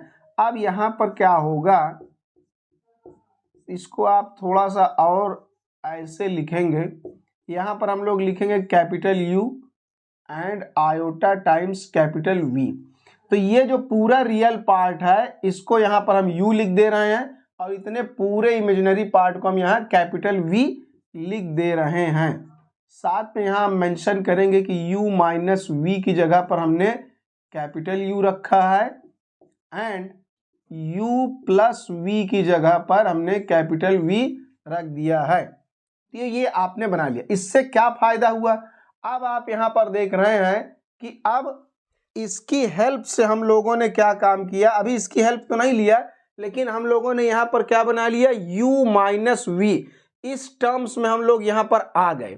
क्यों, u माइनस वी का वैल्यू हम लोगों को गिवन था, तो हमने यहाँ पर u माइनस वी बना लिया है, जिसको हम क्या मान रहे हैं, कैपिटल U मान रहे हैं। तो अब ये वाला जो फंक्शन है इसका रियल पार्ट कौन है, u माइनस वी, यानी कैपिटल U है। तो अब इस वाले फंक्शन का जो रियल पार्ट है वो कैपिटल U है, यानी u माइनस वी है। तो अब इस फंक्शन का रियल पार्ट है कैपिटल U और इमेजिनरी पार्ट है कैपिटल V। तो इससे हमें क्या फायदा हुआ, इससे ये फायदा हुआ कि जो हमारा यहाँ पर कैपिटल U है वो क्या है, वो u माइनस वी है। इसीलिए हम लोगों ने इसको लिखकर दोनों को ऐड किया, जैसे हमें u माइनस वी मिल जाए। तो u माइनस वी आपको यहाँ पर मिला, तो u माइनस वी का वैल्यू आपको यहाँ पर गिवन है। इसका मतलब इस वाले फंक्शन का जो रियल पार्ट है यानी कैपिटल U है वो हमें गिवन है। और अगर किसी फंक्शन का रियल पार्ट पता हो, अब ये u माइनस वी लिख दिया जो कैपिटल U है, इस फंक्शन का ये रियल पार्ट है, तो अगर किसी फंक्शन का रियल पार्ट या केवल इमेजिनरी पार्ट पता हो तो वहां पर हम लोग मिलने थॉमसन मेथड अप्लाई कर सकते हैं। तो हम लोग इस फंक्शन के लिए मिलने थॉमसन मेथड अप्लाई करेंगे। क्यों, क्योंकि इसका रियल पार्ट कैपिटल U यानी U माइनस वी हमें पता है। ओरिजिनल वाले फंक्शन का रियल पार्ट यानी केवल U हमें नहीं पता था, लेकिन इस तरह दो इक्वेशन बना के जो नया फंक्शन बनाया गया इसका रियल पार्ट हमें पता है। तो किसी फंक्शन का रियल पार्ट या इमेजिनरी पार्ट पता हो तो हम लोग मिलने थॉमसन मेथड लगाकर उस फंक्शन का पता लगा सकते हैं। तो यही बात है। तो अब इस फंक्शन का हमें रियल पार्ट गिवन है, अब काम आसान है। तो बस अब हम लोग थोड़ा सा यहाँ पर इसको और सुंदर सा बनाएंगे। u माइनस वी का वैल्यू आपको ये गिवन है, तो इसको हम यहाँ नोट करेंगे, लेकिन थोड़ा सा एक चेंज करेंगे। जो e to the power y है, e to the power y को आप लिख सकते हैं cos hyperbolic y plus sine hyperbolic y, ये आप लिख सकते हैं। इसको इस तरीके से लिख लेने से क्या होगा, ये फंक्शन जो गिवन है वो थोड़ा और सिंप्लीफाई हो जाएगा। तो e to the power y की जगह ये लिखा जा सकता है। ये फार्मूला आपको याद होना चाहिए। तो ये छोटे छोटे फार्मूले आप अगर याद रखेंगे तो ये अलग अलग जगह पर जैसी ज़रूरत हो आप वैसे इस्तेमाल कर सकते हैं, वहाँ ये काम देता रहता है। तो थोड़ा सा हम लोग पहले u को और सुंदर बनाएंगे, उसके बाद काम करेंगे आगे का। अब यहाँ पर cos hyperbolic y minus cos x है, इसको हम लोग दोनों को cos वाला एक साथ लिख ले रहे हैं। क्यों लिख ले रहे हैं, क्योंकि नीचे भी यही चीज़ सेम लिखा है, और साइन वाला एक साथ sign hyperbolic y plus sine hyperbolic x, और ये जो नीचे लिखा हुआ है इसको हम दोनों में अलग अलग डिवाइड कर लेंगे।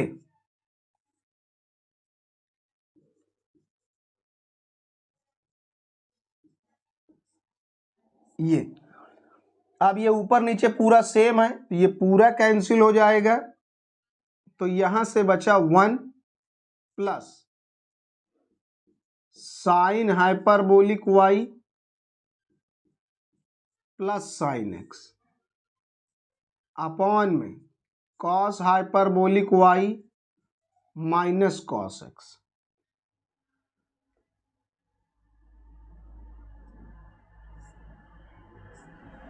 ये तो इस तरीके से हम लोगों ने u को थोड़ा सा मॉडिफाई कर लिया।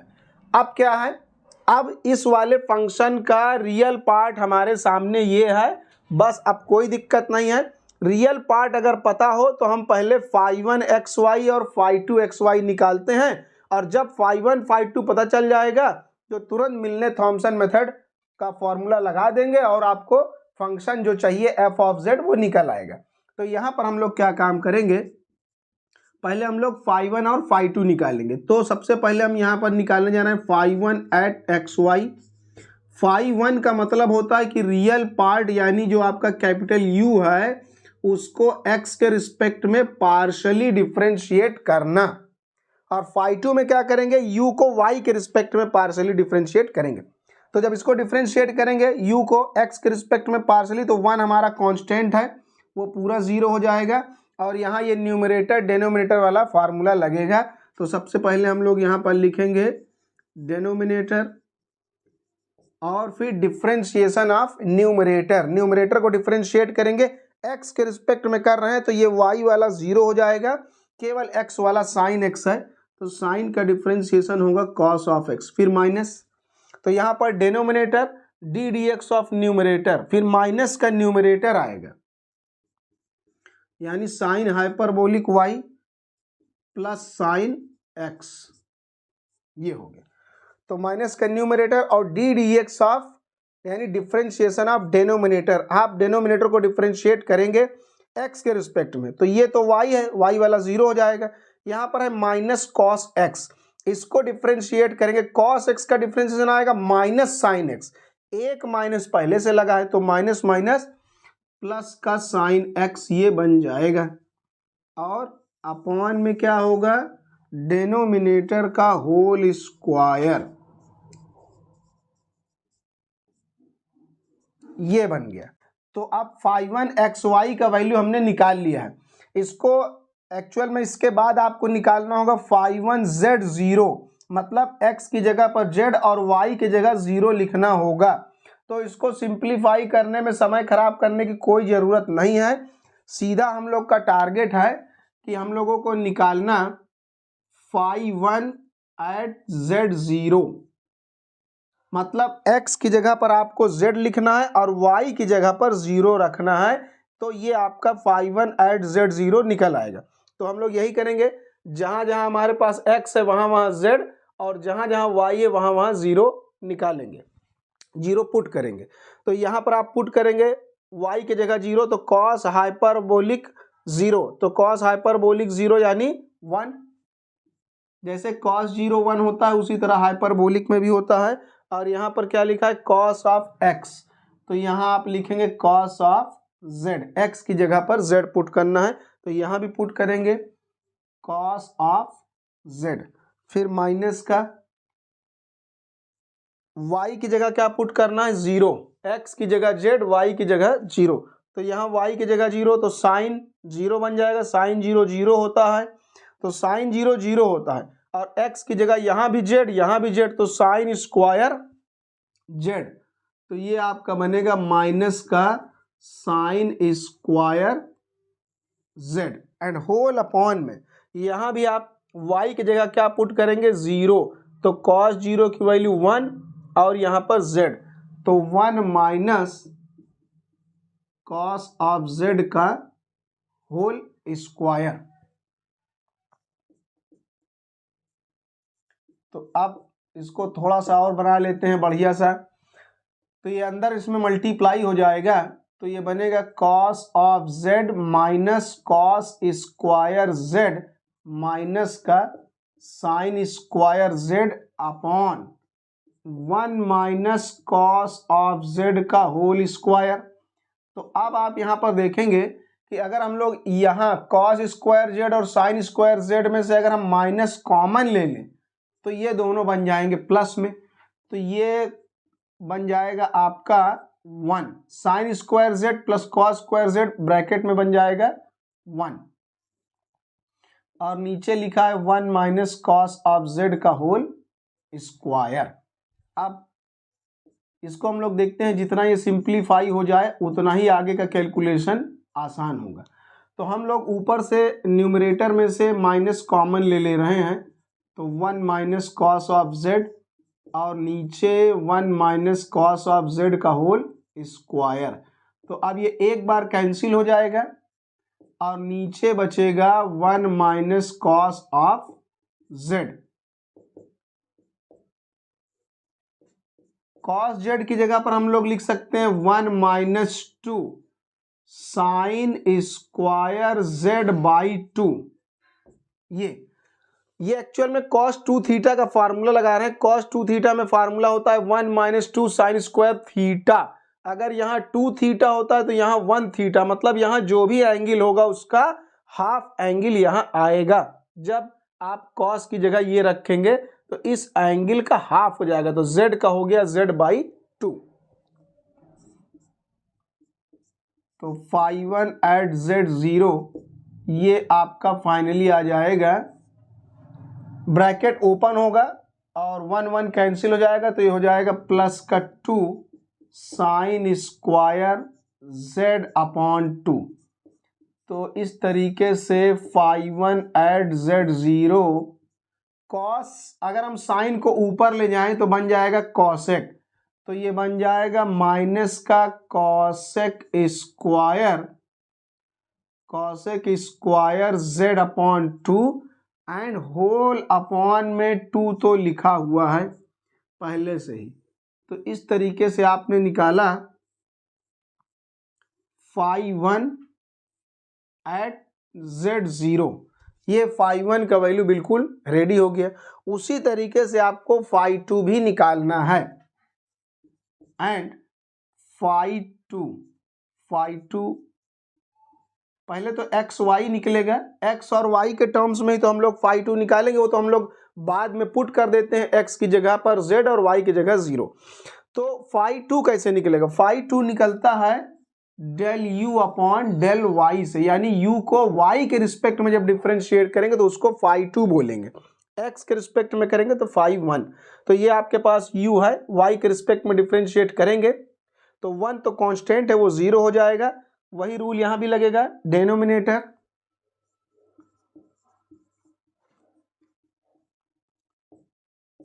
पहले डिनोमिनेटर और फिर उसके बाद D D x of numerator.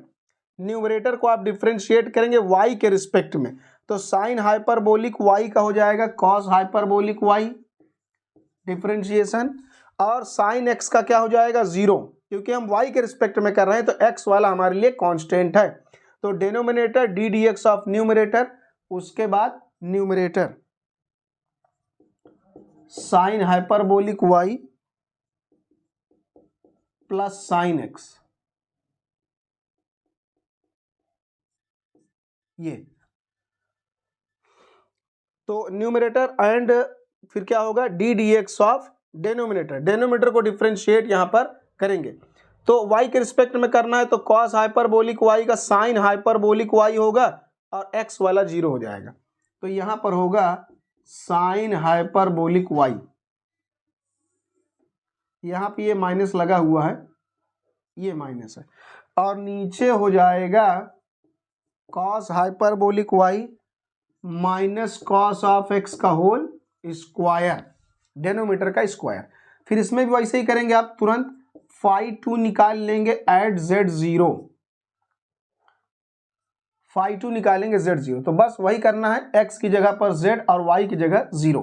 तो यहां आप y की जगह पर जब 0 पुट करेंगे तो cos 0 1 हो जाएगा, 1 माइनस ये आपका बनेगा cos ऑफ z, और यहां भी आप 0 रखेंगे तो cos 0 1 हो जाएगा, तो केवल 1 माइनस cos z बचेगा। यहां आप देखिए जब यहां पर आप y की जगह 0 रखेंगे तो साइन हाइपरबोलिक y यानी साइन 0, साइन 0 0, तो ये पूरा 0 हो जाएगा, तो ये वाला टर्म आपका पूरा 0 हो जाएगा।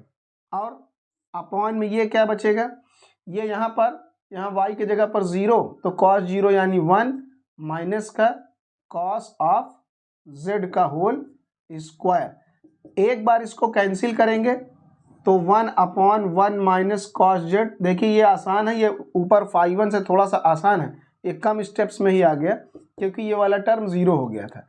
तो अब ये बना, इसी तरह इसको भी हम लोग बना लेंगे। तो इसमें आप जब यहाँ पर लिखेंगे 1 minus 2 sine square Z by 2, बिल्कुल पहले वाले की तरह फाई 1 की तरह, और ये फाई 2 एट जेड 0।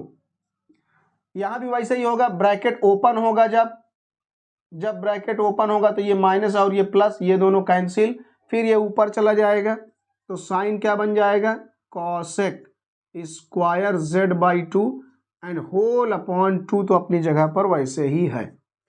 तो बस यही मेन काम इसमें होता है, फाई 1 और फाई 2 को निकाल लेना।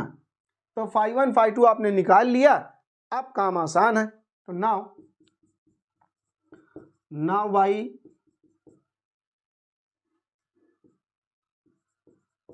मिलनेस थॉमसन मेथड, तो मिलने थॉमसन मेथड हम लोग अप्लाई करेंगे।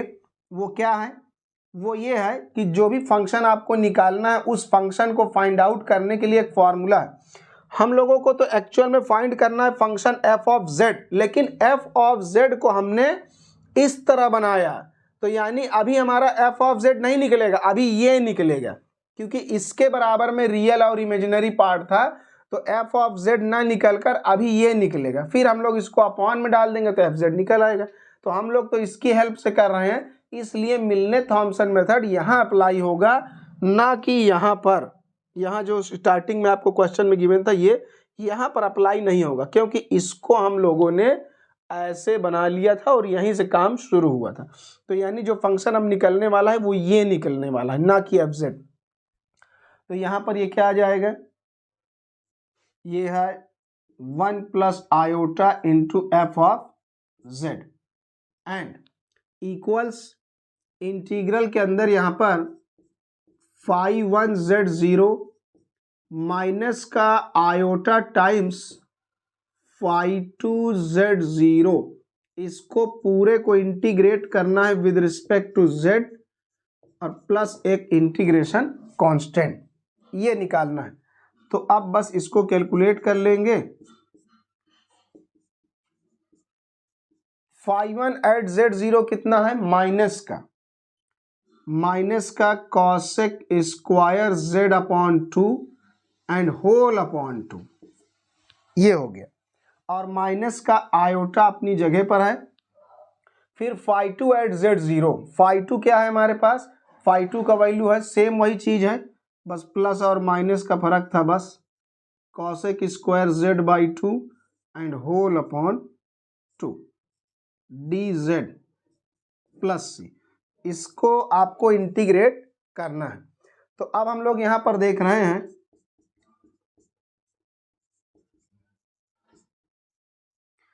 यहां पर हम लोग देख रहे हैं कि कॉसेक स्क्वायर जेड बाई 2 यहां भी है और कॉसेक स्क्वायर जेड बाई 2 यहां पर भी है।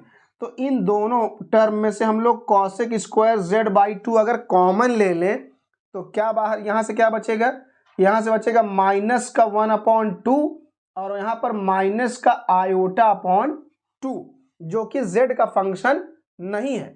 तो कॉसेक स्क्वायर जेड बाई 2 यहां से और यहां से हम कॉमन लेंगे तो बचेगा यहां से माइनस का, यहां से बचेगा 1 और यहां से बचेगा आयोटा। माइनस कॉमन ले लेने पर दोनों प्लस में हो जाएंगे। यहां से माइनस, यहां से 1 आएगा, यहां से आयोटा, माइनस कॉमन लेके कर लिया बाहर। यहां भी 2 है, यहां भी 2 है, तो होल अपॉन 2। लेकिन ये लोग z के फंक्शन नहीं है। दोनों में कॉमन क्या आएगा, cosec square Z by 2, cosec square Z by 2 common आ जाएगा। तो ये आप इस तरीके से इसको लिख सकते हैं। तो इसको इंटीग्रेट करना है तो इंटीग्रेशन का साइन आप यहां लगाएंगे, क्योंकि ये लोग z के फंक्शन है नहीं, तो इसको हमने बाहर कर दिया। जो z का फंक्शन है वही इंटीग्रेट होगा, बाकी लोग बाहर।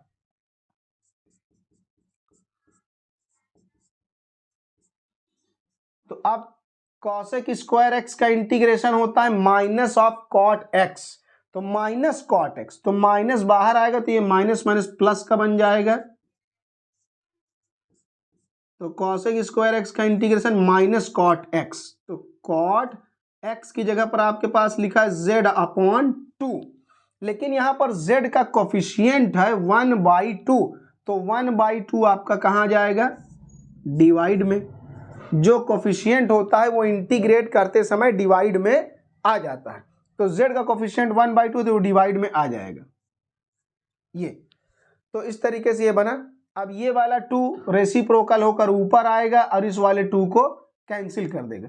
तो अगर आप इसको यहीं पर लिखना चाहें, तो अगर ये 1/2 को हम लिखना चाहें तो ये 2 आपका यहाँ मल्टीप्लाई में आ जाएगा और फिर ये 2 और ये 2 कैंसिल हो जाएगा। तो आप क्या बनेगा ये, तो इस तरीके से आपका f ऑफ z निकल कर आएगा। ये 1 प्लस आयोटा इधर डिवाइड हो जाएगा, तो यहां जब दोनों टर्म है, दो टर्म है, एक ये टर्म है और एक प्लस सी है, तो 1 प्लस आयोटा दोनों में डिवाइड होगा। जब इसमें डिवाइड होगा तो 1 प्लस आयोटा गायब हो जाएगा, केवल बचेगा cot Z by 2 plus plus C के अपॉन में आ जाएगा 1 प्लस आयोटा। तो इस तरीके से ये आपका बना। तो आपने देखा ये सब तो निकल आया। एफ ऑफ जेड आपको निकालना था, क्वेश्चन में पूछा गया था find F of Z, F of Z निकल आया, कोई दिक्कत नहीं। यहाँ पर एक प्रॉब्लम है कि अभी कांस्टेंट सी ये हमारे लिए अननोन है, तो इस अननोन को पता लगाने के लिए आपको ये इनिशियल कंडीशन गिवन है, तो ये इनिशियल कंडीशन लगाकर आप कांस्टेंट सी का वैल्यू निकाल सकते हैं। तो इसको फिर आगे सॉल्व करने के लिए यहाँ पर हमने क्वेश्चंस को रफ कर दिया है, क्योंकि वो हो चुके हैं, तो यहाँ थोड़ी हमको जगह चाहिए थी, इसलिए हमने क्वेश्चन यहाँ पर रफ कर दिया। तो आप यहाँ से फिर आगे इधर देखेंगे। तो अभी आपको यहाँ पर क्या करना है, क्वेश्चन में बताया गया है कि सी का वैल्यू निकालने के लिए इनिशियल कंडीशन गिवन है कि एफ का value at pi by 2 3 minus iota by 2 है। तो हम लोग यहाँ पर पुट करने वाले हैं putting z is equal to pi by 2। तो जब आप यहाँ पर z की जगह पाई बाई 2 लिखेंगे तो ये बनेगा f ऑफ पाई बाई 2, लेकिन f ऑफ पाई बाई 2 क्या है, 3 माइनस आयोटा अपॉन 2 है। तो उधर भी z की जगह पाई बाई 2, यहाँ z की जगह पाई बाई 2 अपॉन 2, तो पाई बाई 4 बन जाएगा एंड कॉट पाई बाई 4 यानी 1। और बाकी का अपनी जगह पर वैसे ही है, क्योंकि वहां पर तो z है नहीं, z की जगह हमें पुट करना था, तो ये इस साइड आ जाएगा -1 is equal to c upon 1 plus iota. LCM लेंगे तो ये बनेगा 3 माइनस 2, तो यानी ये बनेगा 1 माइनस आयोटा अपॉन 2 और c अपॉन 1 प्लस आयोटा।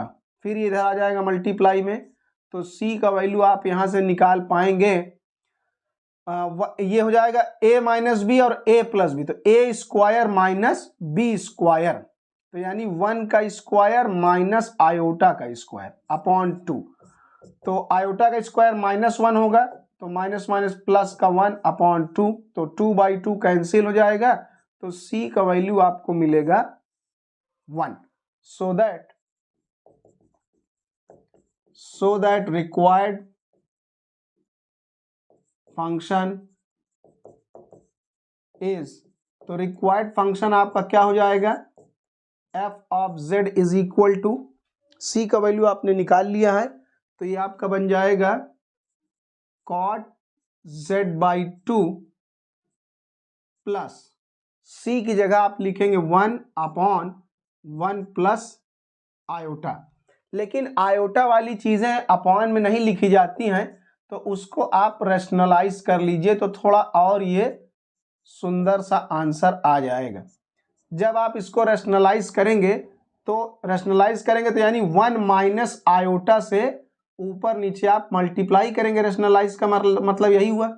तो 1 माइनस आयोटा से आपने ऊपर मल्टीप्लाई करा, और नीचे जब नीचे करेंगे तो 1 प्लस आयोटा 1 माइनस आयोटा, इन दोनों का मल्टीप्लाई यहां पर आपको दिखाया गया, वही 2 आएगा, a plus B a minus B वाले से, तो अपॉन में आपका 2 आ जाएगा जब रैशनलाइज करेंगे तो इस तरीके से आपका ये required function f of z निकल कर आ गया, जो क्वेश्चन में पूछा जा रहा था।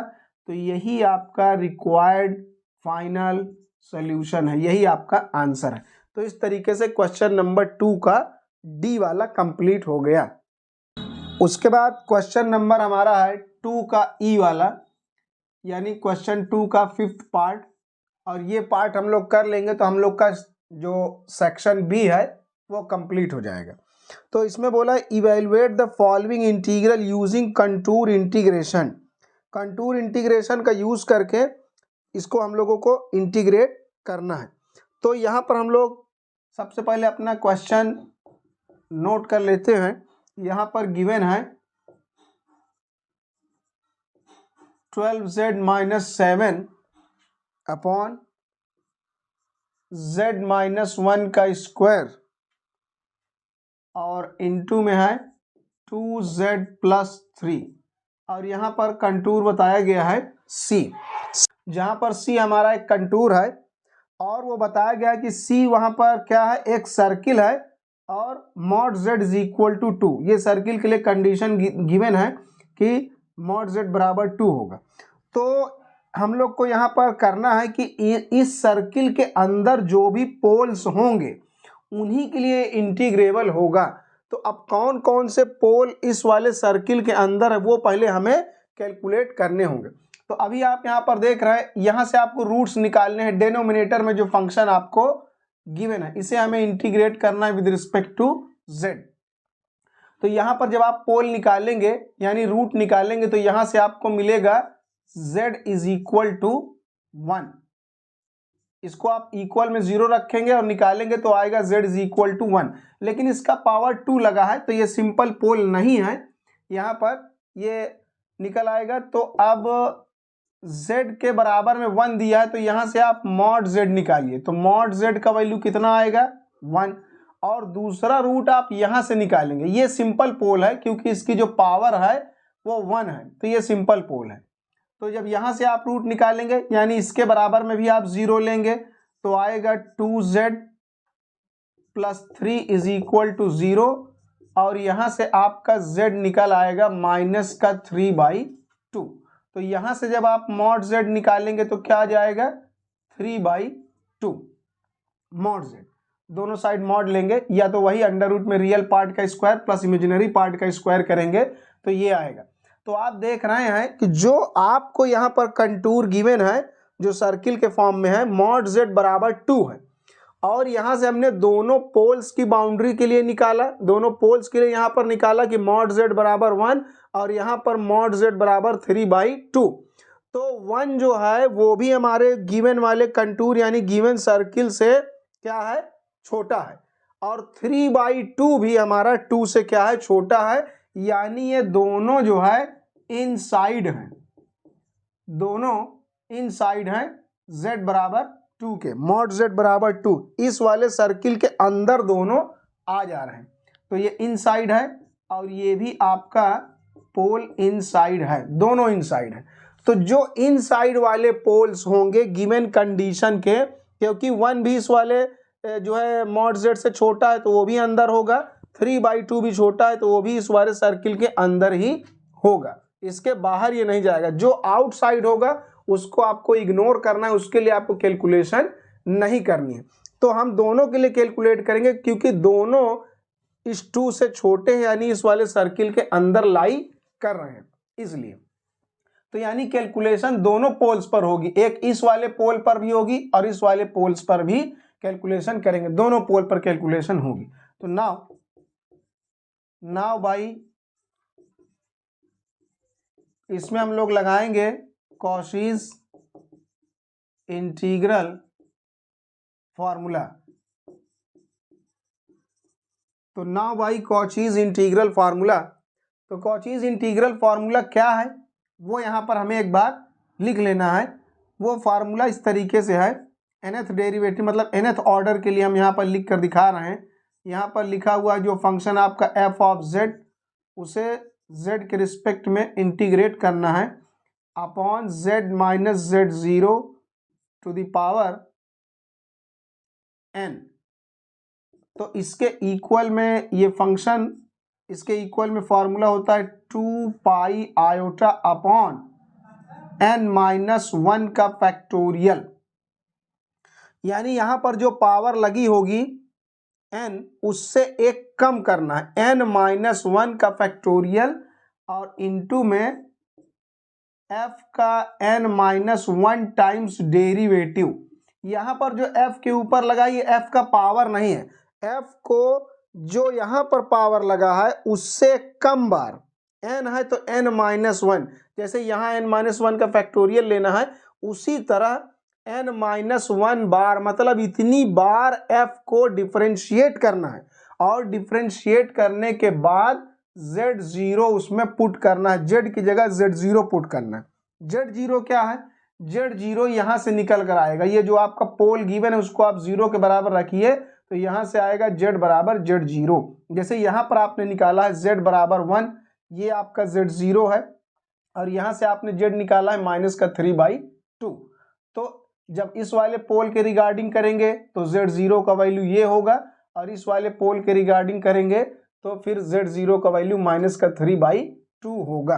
तो हमारे दोनों पोल्स इनसाइड है तो दोनों का कैलकुलेशन हम करेंगे। तो कैसे कैलकुलेशन होगा, इस फॉर्म में जब तक ये आपका क्वेश्चन रिड्यूस नहीं होगा तब तक आप इसको नहीं कर पाएंगे। तो कैसे होगा,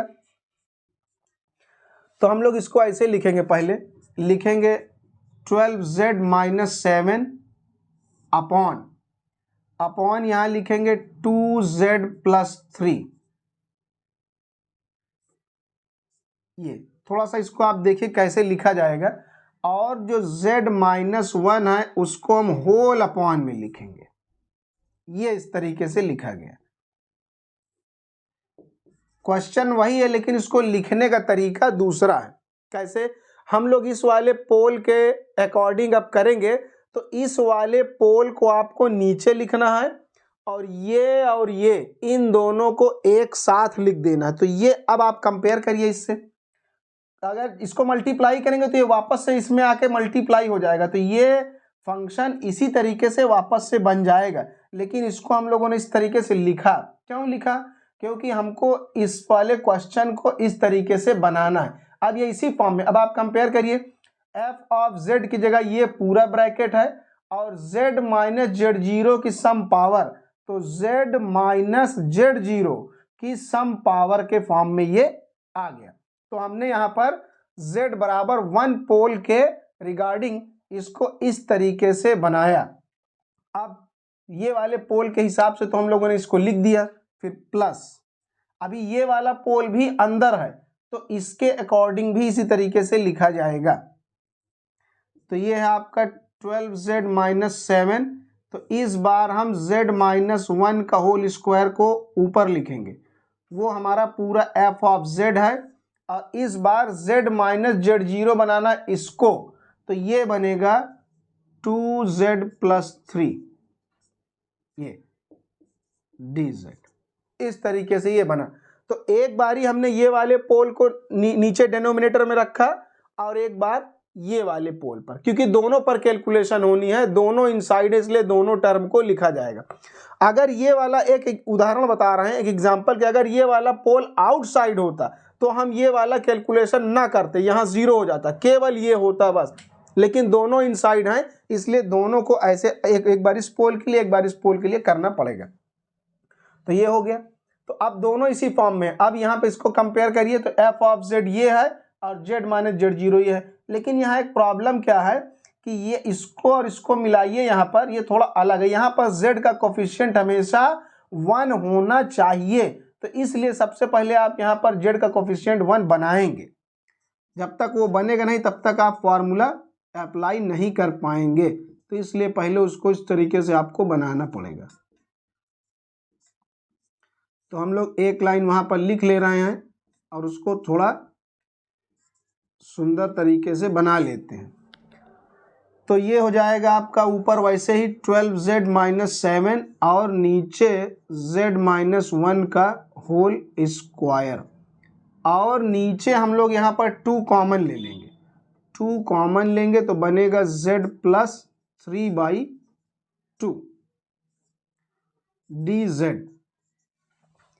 तो ये जो 2 है ये 2 मल्टीप्लाई होकर यहाँ आ जाएगा, तो यहाँ से ये 2 हट जाएगा।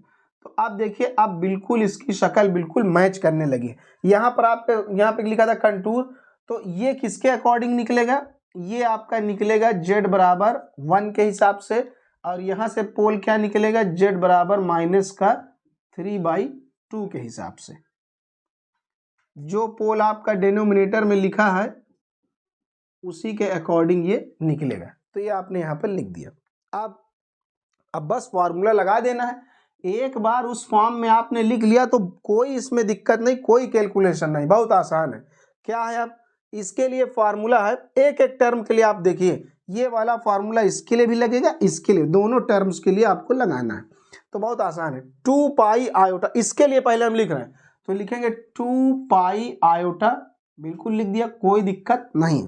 और यहाँ पर जो भी पावर लगा है उससे कम पावर का फैक्टोरियल, तो यहाँ 2 पावर लगा तो 2 में से 1 गया 1, तो 1 का फैक्टोरियल, एक कम करके फैक्टोरियल करना होगा।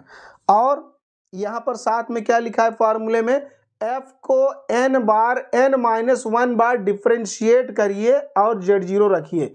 तो यहाँ पर हमारे पास क्या लगा है 2, तो 2 में से 1 गया 1, यानी एक बार डिफ्रेंशिएट करिए किसको, फंक्शन को। फंक्शन कौन है, जो ऊपर लिखा है। तो यहाँ पर हमारे पास क्या लिखा है, ये ऊपर लिखा है, तो इसको कितनी बार डिफ्रेंशिएट करना है, जो यहाँ पावर है उससे कम बार, 2 में से 1 गया 1, यानी एक बार इसको डिफ्रेंशिएट करना है। तो इसको हम एक बार डिफ्रेंशिएट करेंगे, 12z minus 7 upon 2z plus 3, इसको आपको डिफ्रेंशिएट करना है, फॉर्मूला कह रहा है। तो ये हो गया 2 पाई आयोटा अपॉन n माइनस 1 का फैक्टोरियल और f का n माइनस 1th डेरिवेटिव, तो यहाँ पर 2 में से 1 गया यानी 1 बार डिफ्रेंशिएशन। तो एक बार डिफ्रेंशिएट करेंगे और डिफ्रेंशिएट करने के बाद z0 पुट करेंगे, तो यहाँ पर z0 का वैल्यू कितना है, z बराबर 1, तो ऐड z बराबर 1, यानी डिफ्रेंशिएट करने के बाद 1 हम लोग वहाँ पुट करेंगे। तो पहले वाले टर्म का काम हो गया। दूसरा वाला इसी तरीके से है, यहाँ पर भी वही सेम फार्मूला, क्या फार्मूला है, 2 पाई आयोटा अपॉन n माइनस 1 का फैक्टोरियल, यहाँ इसकी पावर क्या लगी है, कोई पावर नहीं, यानी 1, तो n माइनस 1 का फैक्टोरियल यानी 1 माइनस n की जगह यहाँ 1 पुट करेंगे, तो जो भी रहेगा उससे कम करेंगे, तो 1 में से 1 गया 0, तो 0 का फैक्टोरियल, 0 का फैक्टोरियल और फिर फॉर्मूला क्या कहता है कि इसको यहाँ जो भी पावर लगा उससे कम बार n-1 बार डिफरेंशिएट करिए।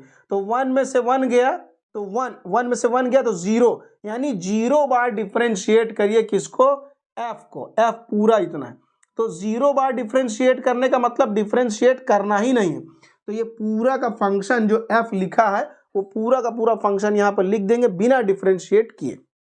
तो यहाँ पर लिख देंगे 12z-7 अपॉन ये 2 टाइम्स z-1 का होल स्क्वायर। ये हमने पूरा का पूरा फंक्शन वैसे रख दिया बिना डिफरेंशिएट, क्योंकि यहाँ पर पावर 1 था तो 1 में से 1 गया 0, यानी 0 बार डिफरेंशिएट, यानी करना ही नहीं है।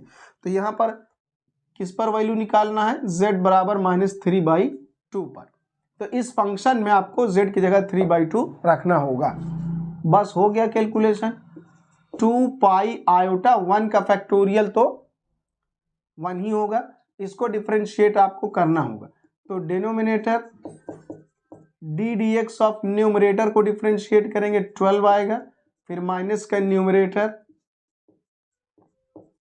और D D x of denominator को डिफरेंशिएट करेंगे तो 2 आएगा, अपॉन में डेनोमिनेटर का स्क्वायर, ये हो गया। उसके बाद नीचे 0 का फैक्टोरियल क्या होगा 1, 2 पाई आयोटा, और 0 का फैक्टोरियल क्या होगा 1 होगा। और यहाँ z की जगह आपको 3/2 लिखना है, माइनस का 3/2, तो यहाँ 12 इंटू माइनस का 3/2 -7, और यहाँ पर भी z की जगह -3/2 -1 का होल स्क्वायर। ये हो गया 2 पाई आयोटा। आपको यहाँ पर क्या करना है, z की जगह पुट कर देना है 1। तो बिना कैलकुलेशन करे क्या जरूरत है इसको सिंप्लीफाई करने की, z की जगह 1 पुट कर देंगे, काम आसान हो गया। तो z की जगह 1, तो 2 1 जा 2 और 3 5, 5 इंटू 12 करेंगे तो 60 आ जाएगा, और यहाँ पर लिख देंगे 1, तो ये 12 में से 7 जाएगा तो 5 इंटू 2 10 10 आ जाएगा, और यहाँ पर लिख देंगे तो 5 का स्क्वायर 25 25, और ये 2 पाई आयोटा, z की जगह माइनस का 3/2, 2 से इसको 12 को कैंसिल कर देंगे तो आ जाएगा 6 6 3 जा 18, -18 -7, और नीचे यहाँ पर अपॉन में 2 लिखा है, एलसीएम लेंगे तो माइनस का 5/2 का स्क्वायर, तो यानी 25/4 ये आएगा। ये अंदर बनेगा, माइनस का 5/2 स्क्वायर कर देंगे तो 25/4 आ जाएगा। तो ये आपका हो गया 2 पाई आयोटा, ये आएगा 50/25 यानी 2, और ये 2 से 2 आपका कैंसिल हो जाएगा, 4 रेसिप्रोकल होकर ऊपर आ जाएगा, और ये हो जाएगा माइनस का 25, ऊपर है माइनस का 25 और नीचे एक 25 लिखा हुआ, ये और ये कैंसिल हो जाएगा, तो ये हो जाएगा 2 2 जब 4 पाई आयोटा माइनस प्लस माइनस का 4 पाई आयोटा, इसका मतलब ये इंटीग्रल 0 आएगा। तो ये रिक्वायर्ड सॉल्यूशन आपका हो जाएगा। तो इस तरीके से इस वाले इंटीग्रल का आंसर आएगा 0। तो इस तरीके से आपने आज सेक्शन बी कंप्लीट कर लिया है। नेक्स्ट वीडियो में हम लोग सेक्शन सी स्टार्ट करेंगे।